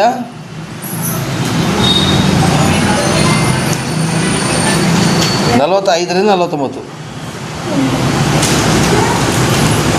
ಓದಿ. ಓದು ಇಲ್ಲೇ ಓದಪ್ಪ, ಟಿ ವಿಲೇ ಓದ್ ಮಕ್ಕಳೇ. ಹಾಂ, 45-49 ಫಸ್ಟ್ ವರ್ಷ. ಮತ್ತೆ ಫಸ್ಟ್ ಆದಾಮ ಮೊದಲನೆಯ ಮನುಷ್ಯನಾದ ಆದಾಮನು ಬದುಕುವ ಪ್ರಾಣಿಯಾದನೆಂದು ಬರೆದದೇ ಇಲ್ಲ. ಅವನು ಬದುಕೋ ಪ್ರಾಣಿ ಆಗ್ಬಿಟ್ಟ. ಜೀವಾತ್ಮ ಹೊಂದಿರೋ ಏನು ಮಾಡ್ತಾ ಬದುಕುವಂಥ ಪ್ರಾಣಿ ಆಗ್ಬಿಟ್ಟ. ಇವತ್ತು ಕೂಡ ಮನುಷ್ಯರು ಬದುಕ್ತಾ ಇದ್ದಾರೆ, ಪ್ರಾಣಿಗಳ ರೀತಿಯಲ್ಲಿ ಬದುಕ್ತಾ ಇದ್ದಾರೆ. ಬೇಬಿಚಾರ ಮಾಡೋದು ತಪ್ಪಲ್ಲ, ಮೋಸ ಮಾಡೋದು ತಪ್ಪಲ್ಲ, ಅನ್ಯಾಯ ಮಾಡೋದು ತಪ್ಪಲ್ಲ ಅಂತ ನೋಡಿದ್ರಿ ಹೆಂಗೋ ವಿಚಿತ್ರವಾಗಿ ಬದುಕಿದ್ರೆ ಕಣ್ರಿ. ಹಾಂ, ಅವನು ಕೂಡ ಮೊದಲನೇ ಆದಾಮನು ಬದುಕುವ ಪ್ರಾಣಿಯಾದನು. ಹಾಂ, ಕಡೆ ಆದಾಮನು ಬದುಕಿಸುವ ಆತ್ಮನು. ಕಡೆ ಆದಾಮ ಯಾರು ಗೊತ್ತಾ? ಯೇಸು ಸ್ವಾಮಿ ಕಣ್ರಿ. ಅವನು ಬದುಕಿಸುವ ಆತ್ಮ ಅಂದರೆ ಯಾರ್ಯಾರು ಆತನನ್ನು ಅಂಗೀಕರಿಸ್ತಾರೋ, ಆತನ ಹೆಸರ ಮೇಲೆ ನಂಬಿಕೆ ಇರ್ತಾರೋ ಅವರಿಗೆಲ್ರಿಗೂ ನಿತ್ಯ ಜೀವನ ಕೊಟ್ಟು ದೇವರ ಮಕ್ಕಳು ಅಂತ ಕರೀತಾರೆ. ಅಲ್ಲಲ್ಲಿಯ ಯೋಹಾನ 3:16 ಏನು ಬರ್ತಿದೆ? ದೇವರ ಲೋಕದ ಮೇಲೆ ಎಷ್ಟೋ ಪ್ರೀತಿಯನ್ನಿಟ್ಟು ಹೊಳಿ ಜೋರ ಹೇಳಬೇಕು, ಆತನನ್ನು ನಂಬುವ ಒಬ್ಬನಾದರೂ ಪಡೆಯಬೇಕೆಂದು ಆತನನ್ನು ಕೊಟ್ಟರು. ಹಾಗಾದರೆ ಈ ಕಡೆ ಆದಾಮ, ಎರಡನೇ ಆದಾಮ ಅಲ್ಲ, 1ನೇ ಆದಾಮ 2ನೇ ಆದಾಮ ಹೇಳಿದ್ರೆ 3ನೇ ಆದಾಮ ಬರ್ತಂದ್ರೆ 3ನೇ ಆದಾಮ ಬರೋದಿಲ್ಲ. ಮೊದಲನೇ ಆದಾಮ ಯಾರಿದ್ದಾರೆ? ಅವನು ಪಾಪ ಮಾಡಿ ಬದುಕೋ ಪ್ರಾಣಿ ಆಗ್ಬಿಟ್ಟ. ಆದರೆ 2ನೇ ಆದಾಮನಾಗಿ ಯೇಸು ಬಂದು ಬದುಕಿಸುವ ಆದಾಮನಾಗಿ ಬಂದಿದ್ದಾರೆ ಪ್ರಿಯರೇ. ಆದರೆ ಕಡೆಯ ಆದಾಮ ಯಾರು? ಯೇಸು ಸ್ವಾಮಿ. ಇವತ್ತು ಇವನನ್ನು ನಂಬುದವರು ಯಾವತ್ತು ನಿತ್ಯ ಜೀವ. ನೆಕ್ಸ್ಟ್ ಓದಪ್ಪ. ಆತ್ಮಿಕವಾದದ್ದು ಮೊದಲನೇದಲ್ಲ, ಪ್ರಾಕೃತವಾದದ್ದು ಮೊದಲನೇದು, ಆಮೇಲೆ ಆತ್ಮಿಕವಾದದ್ದು. ಮೊದಲು ಆತ್ಮ ಬರಲಿಲ್ಲ, ಮೊದಲು ಮಣ್ಣಿನ ಗೊಂಬೆ ಬಂತು, ಅಲ್ಲಿಂದನೇ ಆತ್ಮ ಹೋಗಿರೋದು. ಹಾಗೆಯೇ ಮೊದಲು ನಾವು ಕೂಡ ದೇಹದಲ್ಲೇ ಹುಟ್ಟಿದ್ದೀವಿ. ಅದಕ್ಕೆ ಯೋಹಾನ 3:5 ಬರ್ತಿದೆ, ದೇಹದಿಂದ ಹುಟ್ಟಿದ ದೇಹವೇ, ಆತ್ಮನಿಂದ ಹುಟ್ಟಿದ ಆತ್ಮವೇ ಅಂತೇಳಿ. ಹಾಗಾದರೆ ದೇಹದಿಂದ ಹುಟ್ಟಿದವರು ನಾವು, ತಂದೆ ತಾಯಿ ಹಿಡಿದು ಹುಟ್ಟಿದವರು. ಆತ್ಮದಿಂದ ಹುಟ್ಟಿದವರು ಯಾವಾಗ ಪಾಪನ ಒಪ್ಕೊಂಡು ಅರಿಕೆ ಮಾಡಿ ದೇವರಿಗೋಸ್ಕರ ನಿಲ್ತಿರೋ ಅವರು ಆತ್ಮದಿಂದ ಹುಟ್ಟಿದವರು. ಮೊದಲನೆಯ ಮನುಷ್ಯನು ಭೂಮಿಯೊಳಗಿಂದ ಉತ್ಪನ್ನನಾಗಿ ಮಣ್ಣಿಗೆ ಸಂಬಂಧಪಟ್ಟವನು. ಮೊದಲನೆಯ ಮನುಷ್ಯನು ಭೂಮಿಯೊಳಗಿಂದ ಉತ್ಪನ್ನನಾಗಿ ಮಣ್ಣಿಗೆ ಸಂಬಂಧಪಟ್ಟವನು. ಹಾಗಾದರೆ ಮೊದಲನೇ ಮನುಷ್ಯನ ಮಕ್ಕಳು ನಾವು ಮಣ್ಣಿಗೆ ಸಂಬಂಧಪಟ್ಟವರು. ಇದು ದೇಹ. ಆದರೆ ಎರಡನೇ ಮನುಷ್ಯನು ಪರಲೋಕದಿಂದ ಬಂದವನು. ಹಾಗಾದರೆ 2ನೇ ಸಲ ಬಂದು ನಮ್ಮನ್ನು ಕಾಪಾಡ್ತಾ ಇರೋನು ಕೊನೆಯ ಆದಾಮ ಪರಲೋಕದಿಂದ ಬಂದವನು ಕಣ್ರಿ. ಮಣ್ಣಿನಿಂದ ಹುಟ್ಟಿದವನು ಎಂತವನು, ಮಣ್ಣಿಗೆ ಸಂಬಂಧಪಟ್ಟವರು ಅಂತವರೇ. ಪರಲೋಕದಿಂದ ಬಂದಾತನು ಎಂತವನು, ಪರಲೋಕ ಸಂಬಂಧಪಟ್ಟವರು ಅಂತವರೇ. ಮಣ್ಣಿನಿಂದ ನೀವು ಬಂದಿದ್ರೆ ನೀವು ಮಣ್ಣನ ಬುದ್ಧಿನೇ ತೋರಿಸ್ತಾ ಇರ್ತೀರಾ. ಪರಲೋಕದ ಬುದ್ಧಿ ತೋರಿಸ್ಬೇಕಾದ್ರೆ ದೇವ್ರ ವಾಕ್ಯ ತಿಳಿದವರು ಇನ್ನಾದರೂ ಮನುಷ್ಯರಾಗಿ, ಅಲ್ಲಲ್ಲಿಯ ಇನ್ನಾದರೂ ಆತ್ಮಿಕ ಮನುಷ್ಯರಾಗಿ ಪ್ರಿಯರೇ. ನೆಕ್ಸ್ಟ್ ಓದವ ನಾವು ಮಣ್ಣಿನಿಂದ ಹುಟ್ಟಿದವನ ಸಾರೂಪ್ಯವನ್ನು ಧರಿಸಿಕೊಂಡಿರುವ ಪ್ರಕಾರ ಪರಲೋಕದಿಂದ ಬಂದಾತ ಸಾರೂಪ್ಯವನ್ನು ಧರಿಸಿಕೊಳ್ಳೋಣ. ನಿಮಗೆ ಯೇಸು ಹತ್ರ ಬರೋದ್ರಾಗೆ ನಿಮಗೆ ಪಾಪದ ಬಗ್ಗೆ ಗೊತ್ತಿರಲಿಲ್ಲ. ಮೊದಲನೆಯ ಮನುಷ್ಯ ನಾವಾಗಿದ್ದು. ಯಾವಾಗ ನಾವು ಯೇಸು ಕ್ರಿಸ್ತನ ಅಂಗೀಕರಿಸಿದ್ವೋ ಅಲ್ಲಿ ನಾವು ಆತ್ಮಿಕ ಮನುಷ್ಯರಾಗಿದ್ದೀವಿ. ಆತ್ಮಿಕ ಮನುಷ್ಯರು ನಾವಾಗಿದ್ದೀವಿ. ಈಗ ಯಾರ್ಯಾರು ದೇವರ ಆತ್ಮನಿಂದ ನಡೆಸಲ್ಪಡ್ತಾರೋ ಅವರು ದೇವರ ಮಕ್ಕಳು ತಿಳಿದಾರಲ್ಲ. ಈಗ ನಾವು ಶರೀರದ ಮಾತನ್ನು ಕೇಳೋರಲ್ಲ. ಶರೀರದ ಮಾತು ಹೇಳ್ತದೆ, ಶರೀರ ಹೇಳ್ತದೆ ವೈಭಿಚಾರ ಮಾಡು, ಮೋಸ ಮಾಡು, ಸುಳ್ಳು ಹೇಳು, ಜಗಳಾಡುತ್ತೇಳೆ. ಆದರೆ ಆತ್ಮ ಹೇಳ್ತದೆ ಪ್ರೀತಿಸು, ಕರುಣಿಸು, ದಯ ತೋರಿಸು, ದೇವ್ರನ್ನ ಆರಾಧನೆ ಮಾಡು, ಸತ್ಯ ಪ್ರಕಾರ ನಡೆಯುತ್ತೆ ದೇವ್ರು ಹೇಳ್ತದೆ. ಹಾಗಾದರೆ ನೀವು ಯಾವ ಆತ್ಮನ ಹೊಂದಿದ್ದೀರಾ? ಪರಲೋಕದ ಆತ್ಮನ ಹೊಂದಿದ್ದೀರಾ. ಹಾಗಾದರೆ ಪ್ರಿಯರೇ, ಪ್ರಥಮ ಮನುಷ್ಯ ಉಂಟಾಗಿದೆ ಹೆಂಗೆ ಅಂತ ಗೊತ್ತಾಯ್ತಾ? ಪ್ರಥಮ ಮನುಷ್ಯನ ದೇವರು ವಿಶೇಷವಾದ ರೀತಿಯಲ್ಲಿ ಚಿಕ್ಕದಾಗಿ ಹೇಳ್ಬಿಡ್ತೀನಿ, ನೆಲದ ಮಣ್ಣಿನಿಂದ ಮತ್ತೆ ತನ್ನ ಶ್ವಾಸದಿಂದ ಅವನನ್ನು ರೆಡಿ ಮಾಡೋದು. ಅಲ್ಲಿಂದ ಅವನಿಗೋಸ್ಕರ ಗಿಡ ಮರ ಪಕ್ಷಿಗಳು ಎಲ್ಲವನ್ನು ಅವನಿಗೆ ಕೊಟ್ಟರು ದೇವರು. ನಾವು ಮಕ್ಕಳು ಹುಟ್ಟಿದ ಮೇಲೆ ಎಲ್ಲ ಕೊಡ್ತೀವಿ, ಆದರೆ ಇವರು ಆದಮ ಅವ್ವ ಹುಟ್ಟೋದಕ್ಕಿಂತ ಮೊದಲೇ ಎಲ್ಲ ರೆಡಿ ಮಾಡಿಬಿಟ್ಟಿದ್ರು, ರೆಡಿ ಮಾಡಿ ಕೊಟ್ಟರು ಪ್ರಿಯರೇ. ದೇವರು ನಮ್ಗೆ ಏನು ಬೇಕು ಅದನ್ನು ಮೊದಲೇ ಸಿದ್ಧ ಮಾಡಿರ್ತಾರೆ. ನಾವು ಮಕ್ಕಳು ಹುಟ್ಟಿದ ಮೇಲೆ ಸೃಷ್ಟಿ ಮಾಡ್ತೀವಿ ಅಲ್ಲ, ಕೊಡ್ತೀವಿ ಅವ್ರಿಗೆ ಸೌಕರ್ಯಗಳನ್ನ. ಆದರೆ ದೇವರು 6 ದಿವಸ ನಮ್ಮನ್ನು ಸೃಷ್ಟಿ ಮಾಡೋದಕ್ಕಿಂತ ಮೊದಲು 5 ದಿವಸ ಒಳಗೆ ಎಲ್ಲ ಮಾಡಿಬಿಟ್ಟಿದ್ರು. ಅರ್ಥ ಮಾಡ್ಕೊಳ್ಳಿ. ಅಲ್ಲಿಂದ ಆದಮ ಅವ್ವನ ಜೊತೆ ಡೈಲಿ ಮಾತಾಡೋಕೆ ಬರ್ತಾಯಿದ್ರು. ಅವ್ರು ಏನು ಮಾಡಿದ್ರು, ಪಾಪ ಮಾಡಿ ಅದನ್ನು ಕಳ್ಕೊಂಡ್ರು. ಇವತ್ತು ಕೂಡ ಅದನ್ನ ಅಡ್ಡಿತಾ ಇದ್ದ ಬೇರೆ. ಆದಮ ಅವ್ವ ಪ್ರಥಮ ಮನುಷ್ಯರಾಗಿದ್ದರು, ಪ್ರಥಮ ಟೈಲರ್, ಪ್ರಥಮ ಆಪರೇಷನ್ ಆಗಿದ್ದು ಅವನಿಗೇನೆ. ಈ ಥರ ತುಂಬ ವಿಷಯಗಳನ್ನ ನಾನು ತಿಳಿಸಿದ್ದೀನಿ. ಇದ್ರ ಬಗ್ಗೆ ಪಾಯಿಂಟ್ ಬೈ ಪಾಯಿಂಟ್ ಆಗಿ ಕೇಳುವಾಗ ನೀವು ಬರೋವರ ಉತ್ತರ ಕೊಡಲೇಬೇಕು ಪ್ರಿಯರೇ. ಈಗ ಆದಮ ಅವ್ವ ಯಾರ್ದು ಗೊತ್ತಾಯ್ತಾ? ದೇವರು ಮನುಷ್ಯನನ್ನು ಹೆಂಗೆ ಊಟ ಮಾಡಿದ್ರು ಗೊತ್ತಾಯ್ತಾ? ದೇವರು ಮನುಷ್ಯನಿಗೋಸ್ಕರ ಏನೆಲ್ಲ ಕೊಡ್ತಾ ಇದ್ದಾರೆ ಅದು ಗೊತ್ತಾಯ್ತಾ? ಗೊತ್ತಾಯ್ತಾ? ಹಾಗಾದರೆ ನಾವು ಪ್ರಾರ್ಥನೆ ಮಾಡೋಣ ಪ್ರಿಯರೇ. ಎಲ್ಲ ಕಣ್ಣುಗಳನ್ನ ಮುಚ್ಚಿ. ಪರಲೋಕದ ತಂದೆಯೇ, ಪ್ರಭು ಯೇಸುವಿನ ನಾಮದಲ್ಲಿ ಪವಿತ್ರಾತ್ಮರ ಸಹಾಯದಿಂದ ಸ್ವಾಮಿ, ಪ್ರಥಮ ಮನುಷ್ಯ ಉಂಟಾದದ್ದು ಹೇಗೆ ಹಾಗೇನೆ ಪ್ರಥಮ ಮನುಷ್ಯನಿಗೆ ಏನೆಲ್ಲ ಸೌಕರ್ಯ ಕೊಟ್ಟರು, ಪ್ರಥಮ ಮನುಷ್ಯ ಮಾಡಿರ್ತಕ್ಕಂಥ ತೊಂದರೆಯಿಂದ ನಾವು ಈಗ ಏನು ಅನುಭವಿಸ್ತಾ ಇದ್ದೀವಿ, ಅದೇ ಪರಲೋಕದಿಂದ ಮನುಷ್ಯನಾದ ಯೇಸು ಕ್ರಿಸ್ತನ ಅನುಸರಿಸಿ ನಾವು ಏನೆಲ್ಲ ಅನುಭವಿಸ್ತೀವಿ, ಇದರ ಬಗ್ಗೆ ಧಾರಾಳವಾಗಿ ತಿಳಿಸಿಕೊಳ್ಳಕ್ಕೆ ಕೃಪೆ ಕೊಟ್ಟಿದ್ದಲ್ಲಪ್ಪ, ಅದಕ್ಕಾಗಿ ಸ್ತೋತ್ರ. ಇದರ ಮೂಲಕ ನಿನ್ನ ನಾಮ ಮಹಿಮೆ ಆಗಲಿ. ಪ್ರಭು ಯೇಸುವಿನ ಅಭಿಷೇಕಗಳ ನಾಮದಲ್ಲಿ ಪವಿತ್ರಾತ್ಮರ ಸಹಾಯದಿಂದ ಬೇಡಿ ಹೊಂದೇನು ತಂದೆ, ಆಮೆನ್. ದೇವರು ನಿಮ್ಮನ್ನು ಆಶೀರ್ವಾದ ಮಾಡಲಿ. ಎಲ್ಲರಿಗೂ praise the Lord. Hallelujah, hallelujah.